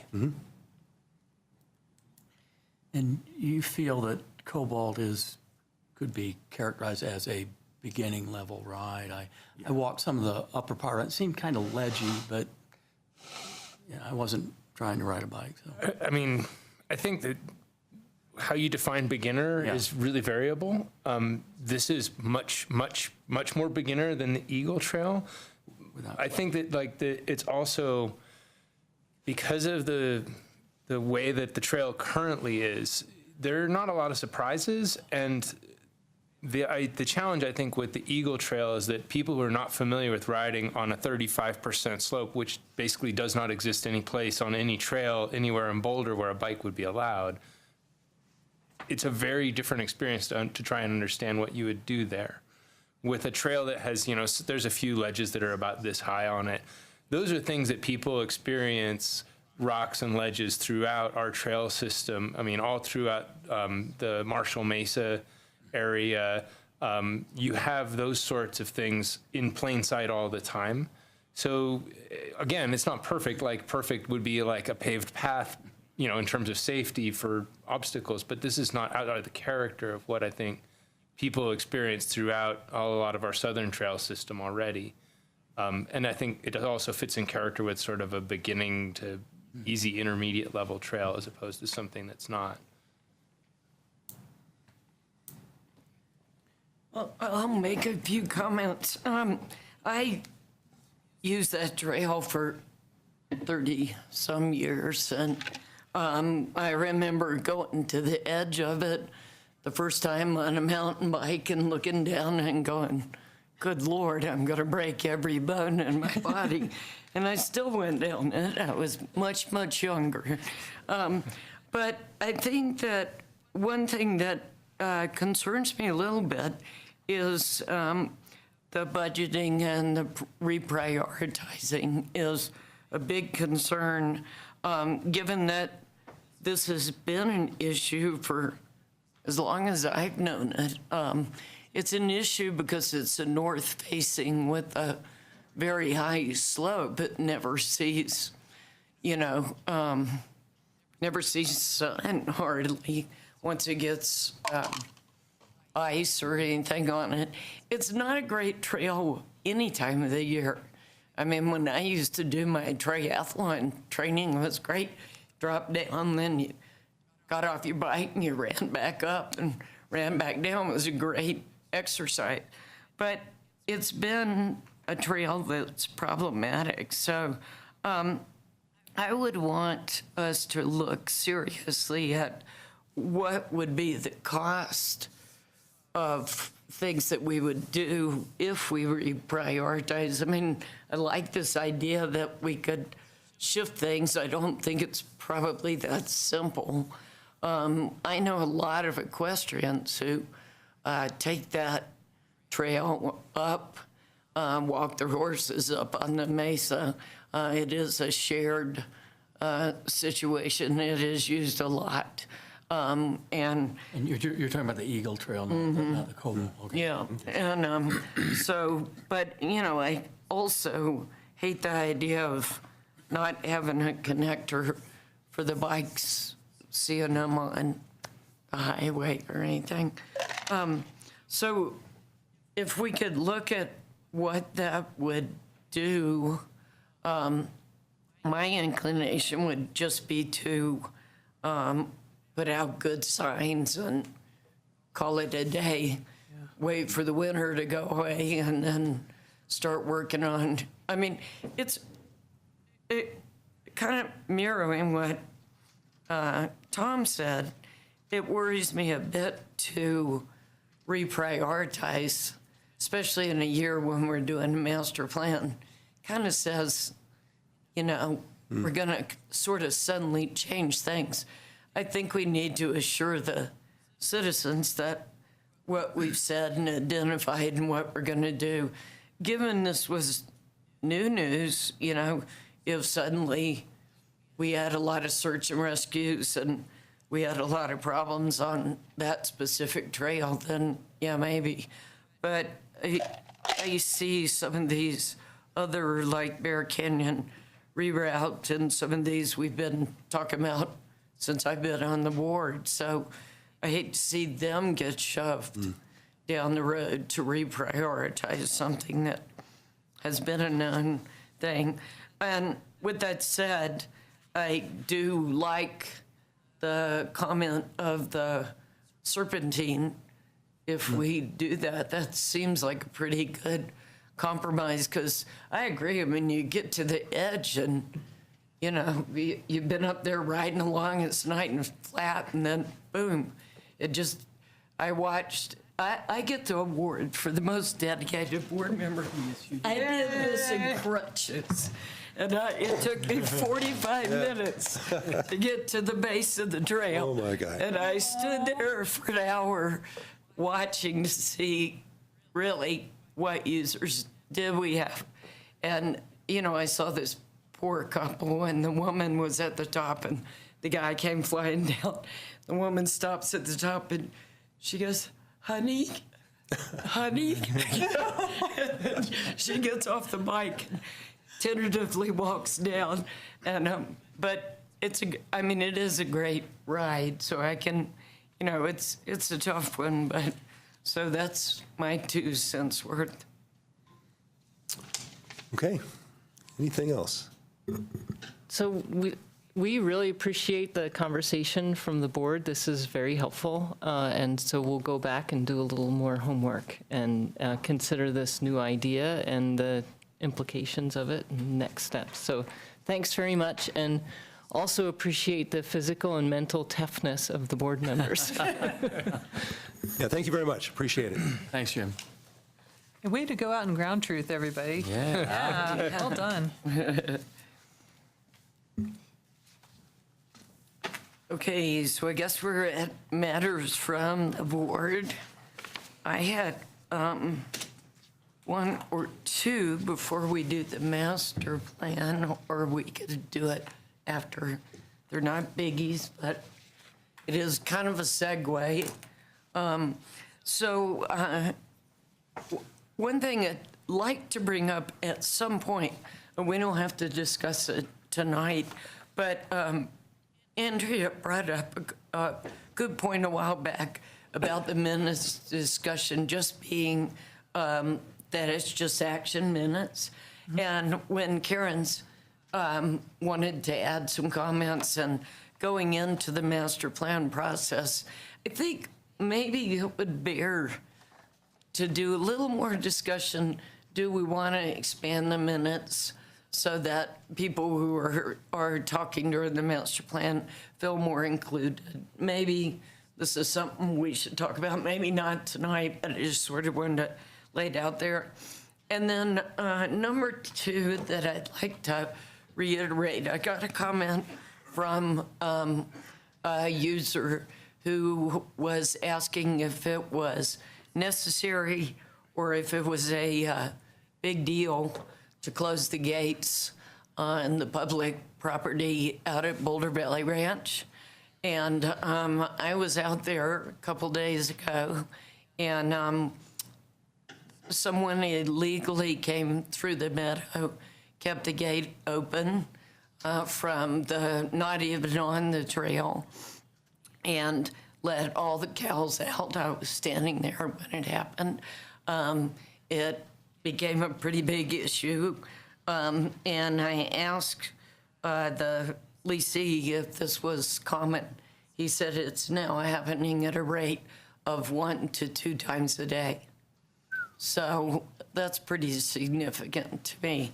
I'd just like to remind people that when they go through areas where somebody makes their living with hooved animals, it's important to close the gate and not go illegally across people's business.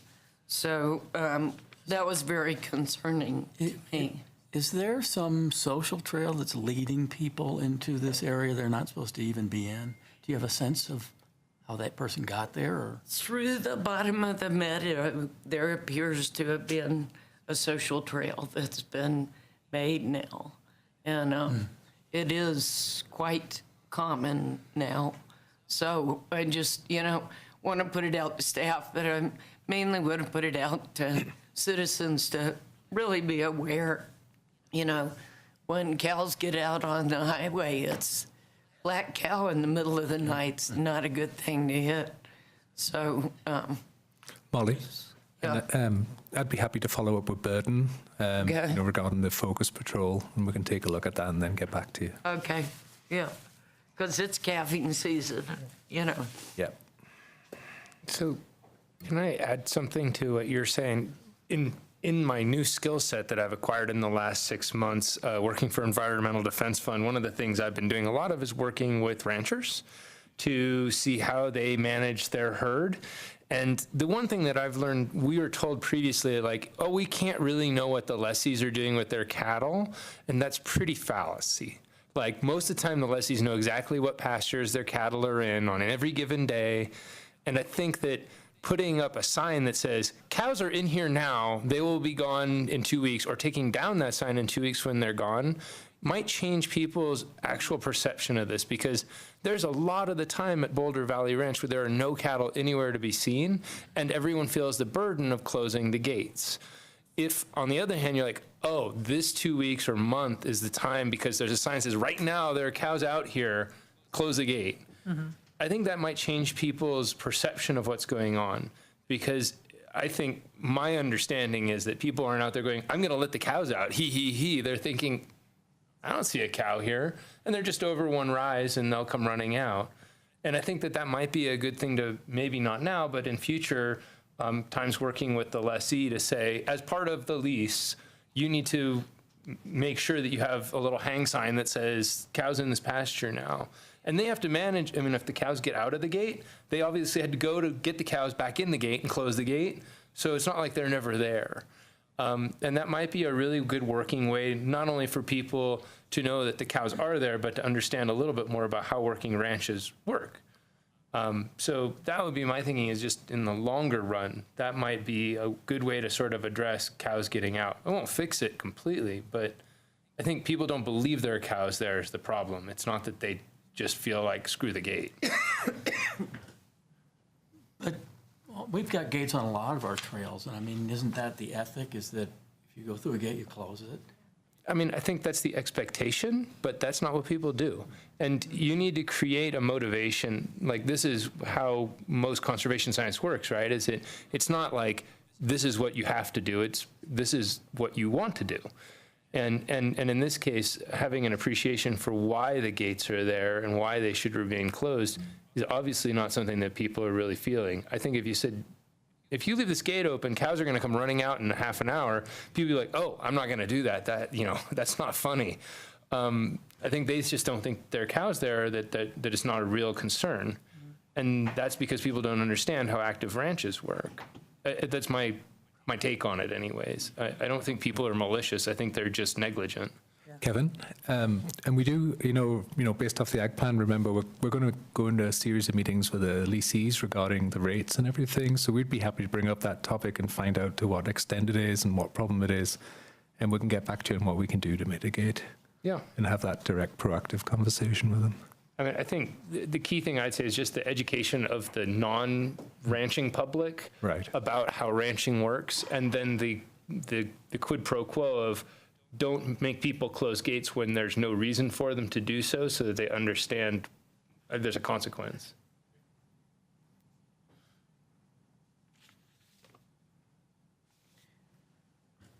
You want to start the master plan? You know, I will defer to Tom, but I think we've covered the things. I think.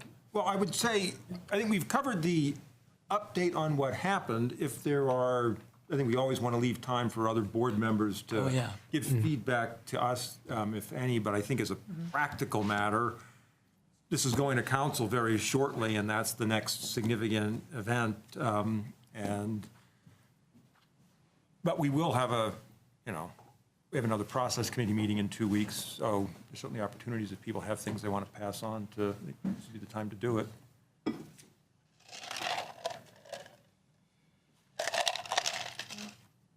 Got nothing. I do agree with your point, Molly, that we may get more and more and more people standing up at our meetings to basically give input to the master plan. And so you're right.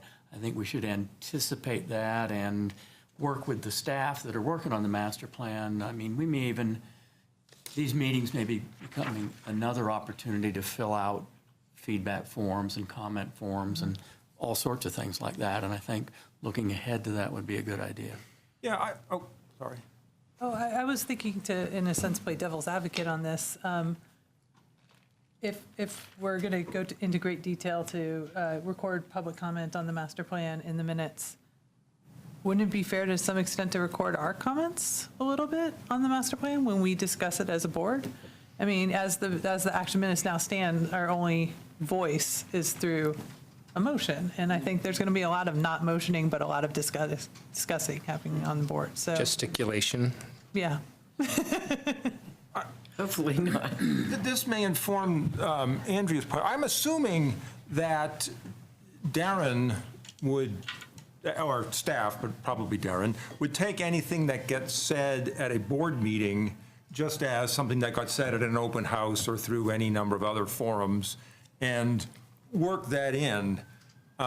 So it seems to me the important thing is that if it's perfectly appropriate for people to speak at a board meeting discussing the master plan, but to make sure that gets funneled into the master plan way of collecting comments. Yeah, it's good. To me, that's the priority, not our minutes as a separate kind of cataloging. I would like the master plan documents to be the uber set of comments and have it all collected and filtered through that. Agreed, and I think, we've got a pretty good track record of collecting comments, every comment, and then also providing summaries of comments, and that is the intent in the master plan. And actually, it's a good point. We did update this form to note that other ways to provide input were through the board and the council. So there is that opportunity to collect it, and then, yes, to reflect the board comment accurately. Great point, Tom. Thank you. I had one more matter. Okay. They were related to the master plan, actually. Several meetings ago, I proposed that as we kicked off the master plan, that we do some proactive communications through the daily camera in the form of letters to the editor, possibly op-eds penned by this board. Now that we're about to start that process, I just wanted to kind of ping the board and see how people felt. I mean, it might be a good time to, for example, a couple of us pen an op-ed, and it's basically about, we're starting this process, and we're so excited for everybody in the community to come forward and be part of this process, and we've got this awesome system overview report coming out, and it's going to rock. I'd be happy to start that, and of course, I'm going to put in, it's going to rock, it's going to be in there. No, but seriously, I'd be happy to take a crack at authoring that. Would love a second, but it seems like with past efforts, this board has wanted to operate in terms of like, write something, bring it back to the board at the next meeting. I'd be happy to volunteer to work with you to draft something for the board. I think it's a great idea. I'm sure the staff would probably ask us to do that. And so we just should coordinate with you guys as to all the other rollouts and when it would be best to happen. Yeah, we'd be happy to do that. Yeah. Okay. Francis Hartog and I drafted. Oh, sorry. No. Francis Hartog and I drafted something instead of the North TSA for the daily camera. So there's precedent for doing that. Okay. And in that example, you brought back your final text for approval by the board, or you were authorized to just write it? Yes, it was not a board statement. It was a statement by the two of us. Cameron didn't publish it, but. Oh, okay. But we achieved the other steps. So Ron be writing it this time. Right. Much better. We could always tweet it. I think we'd be more likely to get space in the camera if it was from the board. I think it would be a slam dunk for the paper. Yes. So, I mean, is there a preference here on, Kurt and Andrea, you're authorized to go off and write something and get it published, or do you want us to bring it back for approval at the next meeting? I think we have time. I mean, I'm thinking this would happen like the week before the system overview or something like that. And so I think we could draft something and bring it back in the February meeting. And The window of engagement will have been open for 3-ish weeks at that point, I believe. Ultimately, you're looking at February 21st for the system overview release. So that it is about 3 weeks after the window's opened. But the intent was that main window begins January 22nd with a sort of growing window, if you want a larger window, February 22nd once the system overview. Okay. And our meeting in February is kind of late, just by the way the calendar works. It's the 14th. It would be as late as it could possibly be. I know. But that would still, be a week ahead of the release. So what do you think? Do you think we need to get it out before then? Yeah, a week beforehand is always helpful. It's always nice to do it that way. A week before that. I think we should bring it back. Before the release of the system overview. Oh, okay. You were saying as a hopeful publication date. Yeah. I see. I mean, I'm comfortable bringing it back. I feel like the timeline allows it, and the slowly opening, cranking open the window of engagement. So, yeah, I just want to use this as an opportunity to try and engage more of the public. I think it's a good idea. Okay. Yeah, it is a good idea. Okay, cool. Kurt and I will bring something. I'll look for your final draft. You rock. Okay, are we moving on? Request for... Bill Cowan is presenting on this item, which is adopting temporary ordinance changes for the extension of the Chautauqua Access Management Plan. Thanks, Tracy. Bill. Good evening, members of the Open Space Board of Trustees. Again, Bill Cowan, Principal Traffic Engineer with the City of Boulder, and I'm here as part of a team that's been working over the last couple of years on the development of the Chautauqua Access Management Plan. And we're here this evening to solicit a recommendation from yourselves concerning some ordinance changes that are necessary in order for us to move forward with the next pilot program this summer. Of course, we're going to take this opportunity to brief you on some of the components of that program, again, one final time before this matter goes to City Council. You may remember this graphic here. This shows sort of the history of this effort, how it starts with access concerns in Chautauqua and the lease that we have with them, moves through data collection in 2016, a robust process, public input process that we went through following that, including a great community working group. The summer pilot program, the pilot program this past summer, 2017, and now we're in the red stage trying to finalize this program, or at least set it up for the next phase of piloting over, we would anticipate, say, the next 5 years. To get to this point, since the pilot program, we've engaged in a considerable amount of community feedback. The vast majority of it was very positive over what transpired over the summer, and we briefed you on this the last time we were here. We've also gone to the full bevy of boards and gotten their feedback, and they have all been, we've heard nothing from any of the boards to suggest that we should not move forward with the pilot program as we are proposing. These are the components of the pilot program that we showed you before. There's just a couple that are highlighted that are different from the last time that we were here. We had thought that we might be as a city further along on the NPP zone management and have new NPP pricing that was associated with that. That's not going to be the case. So the residents that will be charged permits will simply be charged permit fees that are similar to our current NPP pricing and will be prorated for only being 3 months out of the year. We were able to go to the Landmarks Board and get authorization to put another pay station in at the dining hall. Susan Conley is very good at that. We, however, were not able to get authorization to put smart meters in the area, and so smart meters would have been in place specifically for accessible parking. So what we are going to do instead is simply not charge for parking in handicap parking spaces. Can you please explain what a smart meter is?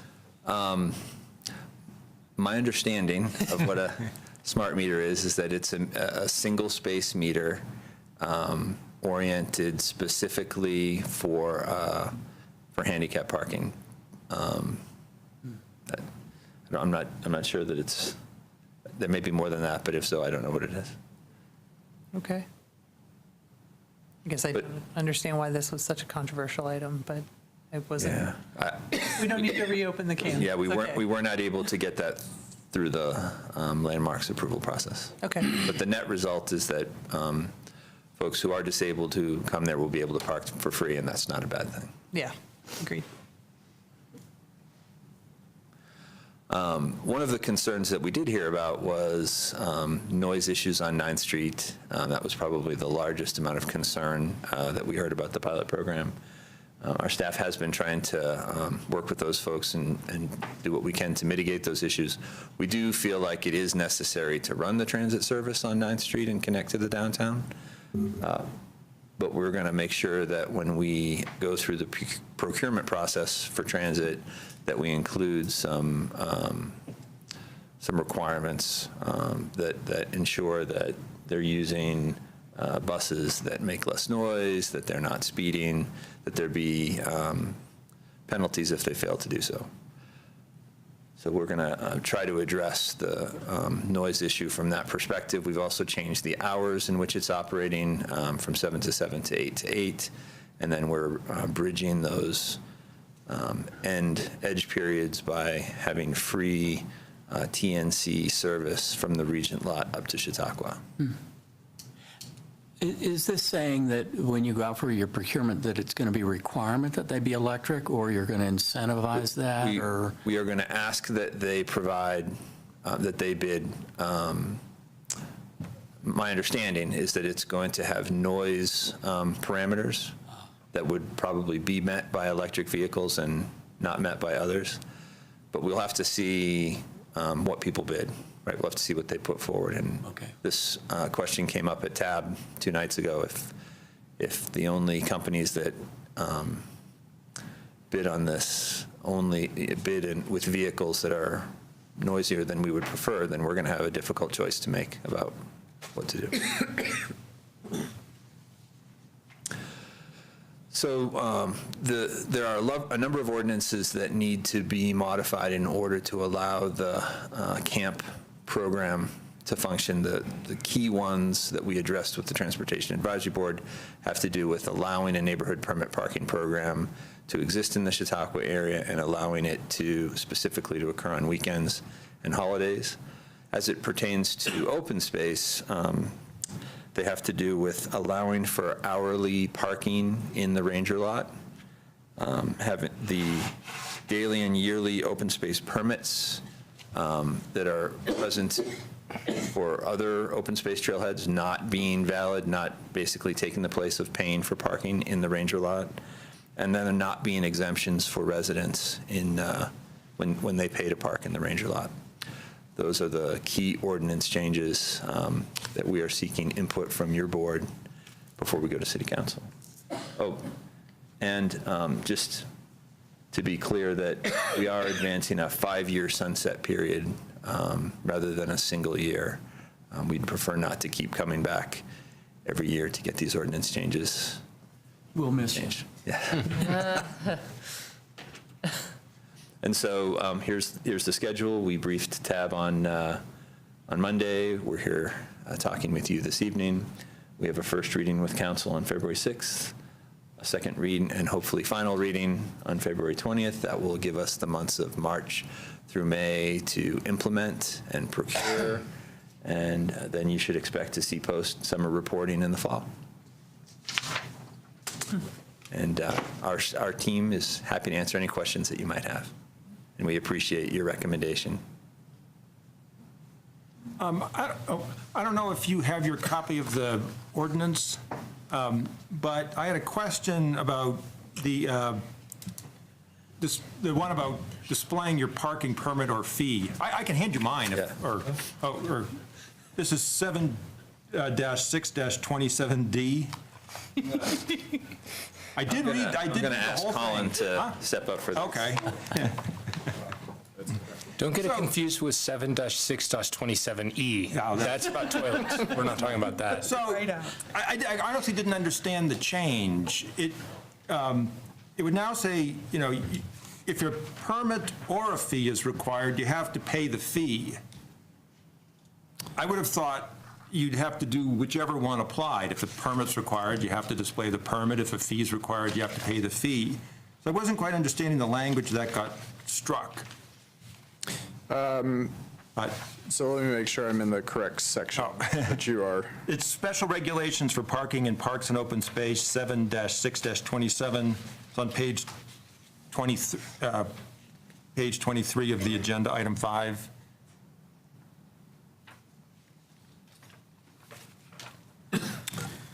Okay. So it's the red line and highlighted change in D. Because it used to say if you have to have a permit, you have to display the permit. Correct. Total sense. It now would say if you have to have a permit or pay a fee, you have to pay the fee.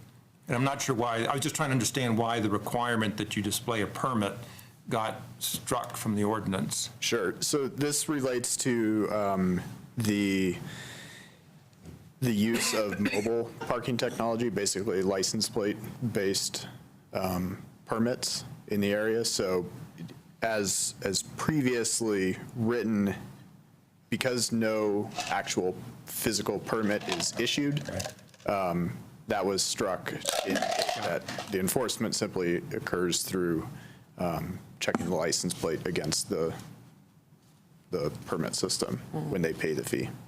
Do all permits require paying a fee? Yes. Okay. All right. Got it. Thanks.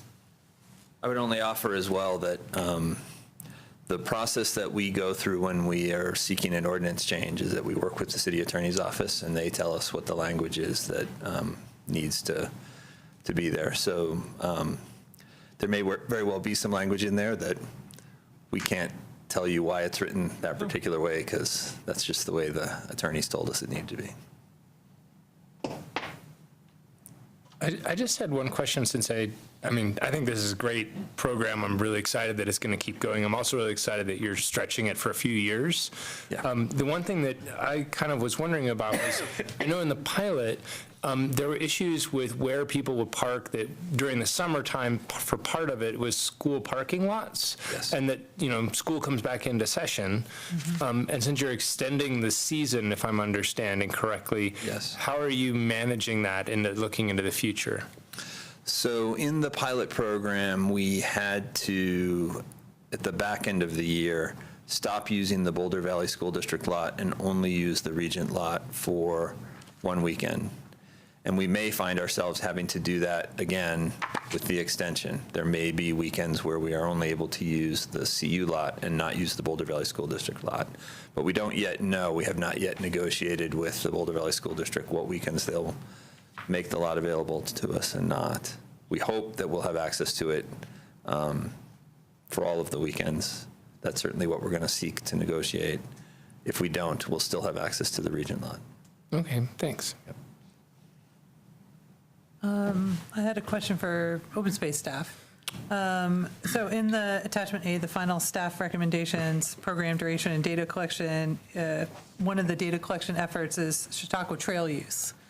So I'm curious what data have been collected previous to the implementation, the 2017 rollout of CAMP, and how we're going to collect that data in the future. Sure. So in 2015, there was sort of all access points to the Chautauqua area were monitored during a several-month period. Those were, again, monitored during the months that the pilot was active in 2017. The general plan is not to do that same level. It's quite a few instruments out there, but since the Chautauqua Trail has now been reopened in its sort of formal new capacity, the plan is to monitor that trail as the primary proxy for use in the area over the subsequent years of the pilot. But that's not directly traceable 2 years in the past because Chautauqua Trail was under construction. So we did have, it's not going to be as easy to compare it to 2017 because that trail was more in flux during that period, but it'll be comparable to 2015. It'll also be comparable to the data that we collected in 2016, which is still in process for system-wide visitation estimate. Okay. And my memory is that there was relatively little effect that we saw from 15 to, this would have been. Right. For direct comparison between those months, we didn't see a substantial decrease, and we didn't see a substantial increase. So having one counter out there on the primary trail should give us a pretty good proxy for how use varies year to year in the future. Okay, thank you. But the plan is just to collect on Chautauqua, and that's the only trail counting that's going to be happening in this area. That is the plan at the moment. Thank you.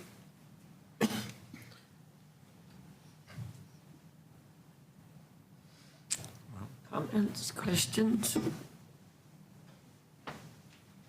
Okay, well, then I'll move that, move the OSBT recommends City Council's approval of temporary changes to the Boulder Revised Code, sections 4-20-54, 4-24-3, and 4-24-4 to facilitate the extension of the Chautauqua Access Management Plan program as described in Attachment B. Second. All in favor? All right. Thank you, Bill. Thank you very much. I'd just like to say on a personal note, transportation staff doesn't get a chance to work with open space staff very much. And we have found it to be a real pleasure to do so in this project. Staff has been tremendously collaborative, and we could not have done the project without them. So thank you. Thanks, Bill. Same back at you. Yeah. Thank you, Bill. They rock. Thank you. I want this back. I think that was Mark's.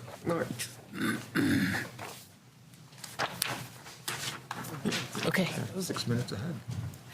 Luke McKay's taking the lead on the presentation for this next item. Elevate.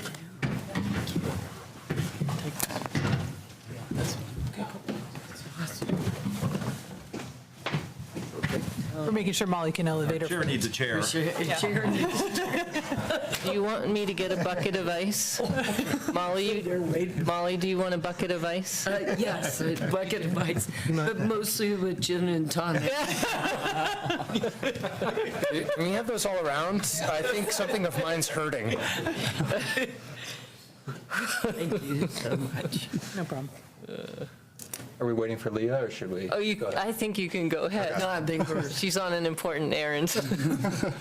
Good evening, Luke McKay, property agent, and I'm here tonight to request that the board approve the conveyance of a private water line easement over a portion of the 42-acre Schwartz open space property to Michael and Eileen Ryan. If approved, the conveyance of the water line easement will be pursuant to the disposal procedures of Article 12, Section 177 of the City Charter, contingent on the department's purchase of the 49-acre Ryan and Rosenblatt property, which is adjacent to the Schwartz property, and of which Mr. Ryan is one of the owners.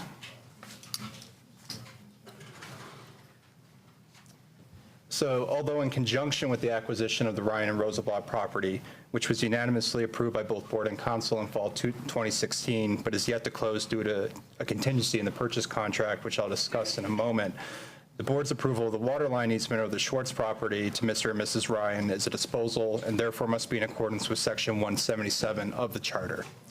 And Section 177 of the Charter is in front of you, but I've also included it as a footnote on page 1 in the memo. So as part of the purchase contract with the sellers for the Ryan and Rosenblatt property, OSMP agreed to a contingency whereby the sellers have the option to obtain an acceptable alternative water supply, such as a domestic water tap, to serve the residents in the equestrian operation located on the 45 acres they are retaining. If an alternative water supply cannot be obtained, the sellers have the right to terminate the purchase contract with OSMP. Furthermore, if the alternative water supply requires a water line easement over the 49-acre property, the sellers have the right to retain a permanent water line easement prior to selling the property to OSMP. And as a reminder, the 49-acre property we're trying to acquire is open space, is the green parcel on the map in front of you, and the 45-acre property the sellers are retaining is the maroon area on that same map. So when OSMP agreed to this contingency in the purchase contract, the sellers were pursuing a domestic water line from Arapahoe Avenue, which would have required a retained easement along the 49 acres to be acquired by OSMP. This water line easement alignment is identified as option 2, marked in orange on the map in front of you. However, since entering into contract with the OSMP, the sellers learned that acquiring a water tap at this location is unlikely, forcing them to investigate other options. Based on a water service feasibility analysis prepared by JVA Consulting Engineers, the seller's most viable option for an alternative water supply is to connect to a water main system located south of the Schwartz property in the Paul Knorr Estates subdivision. Connecting to this system would require a 2-inch water line under and an easement over the Schwartz property, which is option 1 marked in yellow in front of you.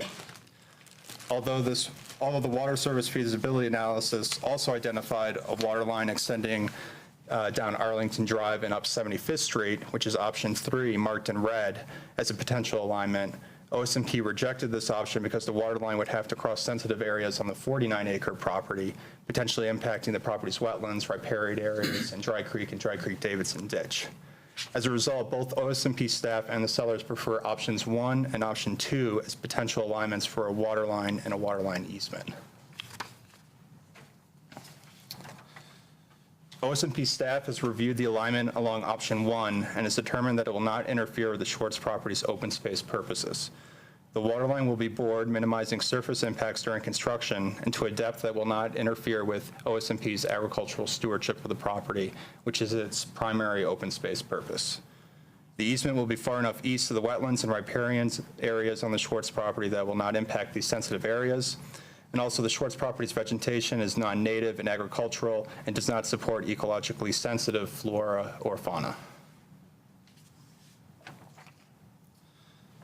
With that said, in order to protect the Schwartz property's open space purposes, in addition to the standard terms and conditions the department requires when granting easements over open space, the following provisions will also be included. The easement will be granted by OSMP to the owners at the same time OSMP closes on the purchase of the 49-acre property and will be contingent on this purchase being completed. Only one of the 2 waterline easement alignment options, option 1 or option 2, can actually be used for the installation of a waterline. Whichever waterline easement alignment option is not used will be extinguished and revert to the city. And if either of the waterline easement options are not used for the purposes for which they were requested within 10 years, both easements will be extinguished and revert back to the city. So to summarize, as a contingency in the purchase contract for the 49-acre Ryan and Rosenblatt property, the seller's inability to obtain an acceptable alternative water supply, such as a domestic water tap, to serve the 45-acre property they are retaining could jeopardize OSMP's acquisition of the 49 acres, which OSMP staff, the board, and council unanimously supported. If it is for this reason, and the determination that the open space purposes of the Schwartz property will not be compromised by the conveyance of this water line easement, that OSMP staff recommends that the board approve the motion in front of you. And with that, I can answer any questions that you may have. And Mr. Ryan is also here to answer any questions that you may have of him.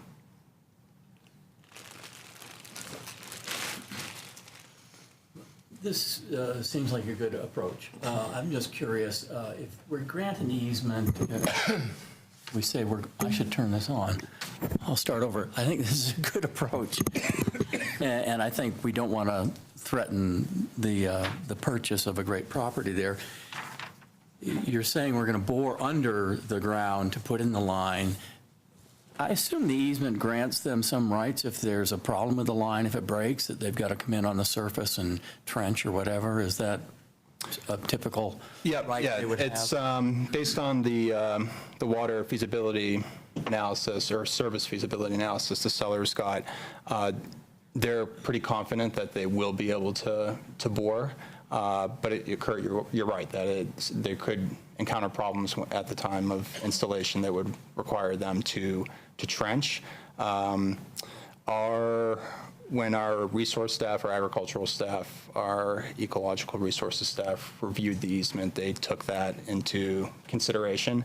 And the department, and working with CAO, we're confident that the easement that we will grant to the sellers will not only mitigate potential impacts to the surface if trenching is necessary, but then impacts that do occur to restore them to the condition that existed beforehand, if not better.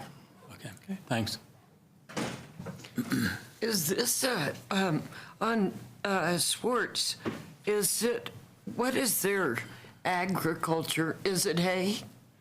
I believe it's hay. It's hay grasses, and then also has served as pasture in the past. So they have delaying hay because of ground nesting birds to comply with naturally? I am not familiar. I'm just trying to pull up the Schwartz property here. I don't know the details of the lease. The Schwartz property was leased by Steve Penner, who is leasing Hunter Kolb and other agricultural properties in this area. I think as we discussed in our meeting, he's still on some properties, but not on all. I believe he is not on this property at the moment. So I don't think there is any active agricultural operations occurring on the property, but I can double check and confirm with our. Yeah, my only thing would be, if we did it, I wouldn't want for there to be a delay on the crop because of something and another delay because of this. So, I just trust staff would work that out, but I just kind of want to make that as a comment. Right. Thanks, Molly. Yeah.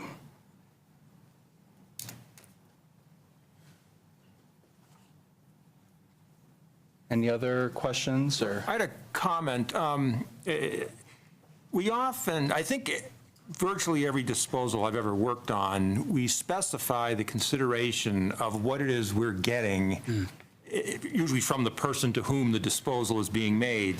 This is a different situation, but please correct me if you think I've mischaracterized this, but I think it's worth stating, at least for the video record, that there's no separate consideration being paid for this step because it was, in a sense, built into the original contract of sale and it was just part of the overall deal.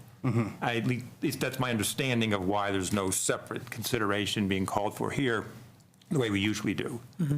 Yeah, that is correct. We did consult, as we mentioned in the memo, we consulted the appraiser who appraised the 49-acre property for the city and took into consideration the various retained easements for utilities and access that would be necessary, considering that we were essentially kind of reconfiguring property boundaries here on a 94, which was, I guess, a 4-acre parcel consisting of 94 acres into 2 parcels consisting of 45 and 49 acres. And based on our conversations with the appraiser and his assessment, the difference in value between option 1 and option 2 was negligible. And so that's why, as far as kind of a dollars and cents consideration, we decided that there wasn't a need for any additional consideration. And also just taking into context, like you said, Tom, the entire $1.75 million acquisition. It's sort of a stewardship kind of thing, because you really can't own a property if it doesn't have water. So it's, kind of a difficult situation. Especially if you want to flush a toilet. Yes, it's a problem. So I noticed that the water line easement options have a 10-year period in which they can be enacted upon. So I'm curious about who's paying attention in those 10 years?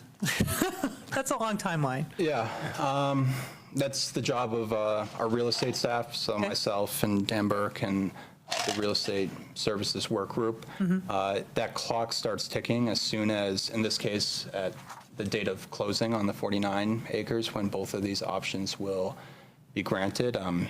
The easement over Schwartz will be granted by the city, and technically the easement, option 2 on the 49 acres will be reserved by the landowners prior to closing, but both will have these abandonment provisions in them that say if they're not used within 10 years that they will revert back to the city.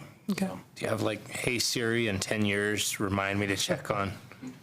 that would be helpful, yeah. It'd be good to have some type of a tickler, reminder system for contingencies like this. This is a little bit of a unique situation. To my knowledge, we don't have we definitely have term easements, but not easements that are conditional on each other. So it'll take some extra diligence as far as staff to keep on top of these. Okay. Well, thank you for being so diligent. Any other questions or comments? Are we ready to move to a motion? I am going to read the motion because I have never read a motion. I do not believe that y'all had not realized that, so I'm going to read it tonight, such as it is. Molly moved that the Open Space Board of Trustees approve a motion to approve and recommend that City Council approve the conveyance of a private water line easement over a portion of the 42-acre Schwartz open space property pursuant to the disposal procedures of Article 7, Section 177 of the Boulder City Charter. Approval of the water line easement conveyance shall be contingent on the city's purchase of the 49-acre Ryan and Rosenblatt property. Do we have a second? I will second. All in favor? Great, thank you. Thank you. Thank you. And with that, we're out. Just in time. Thank you. Great job. Great job.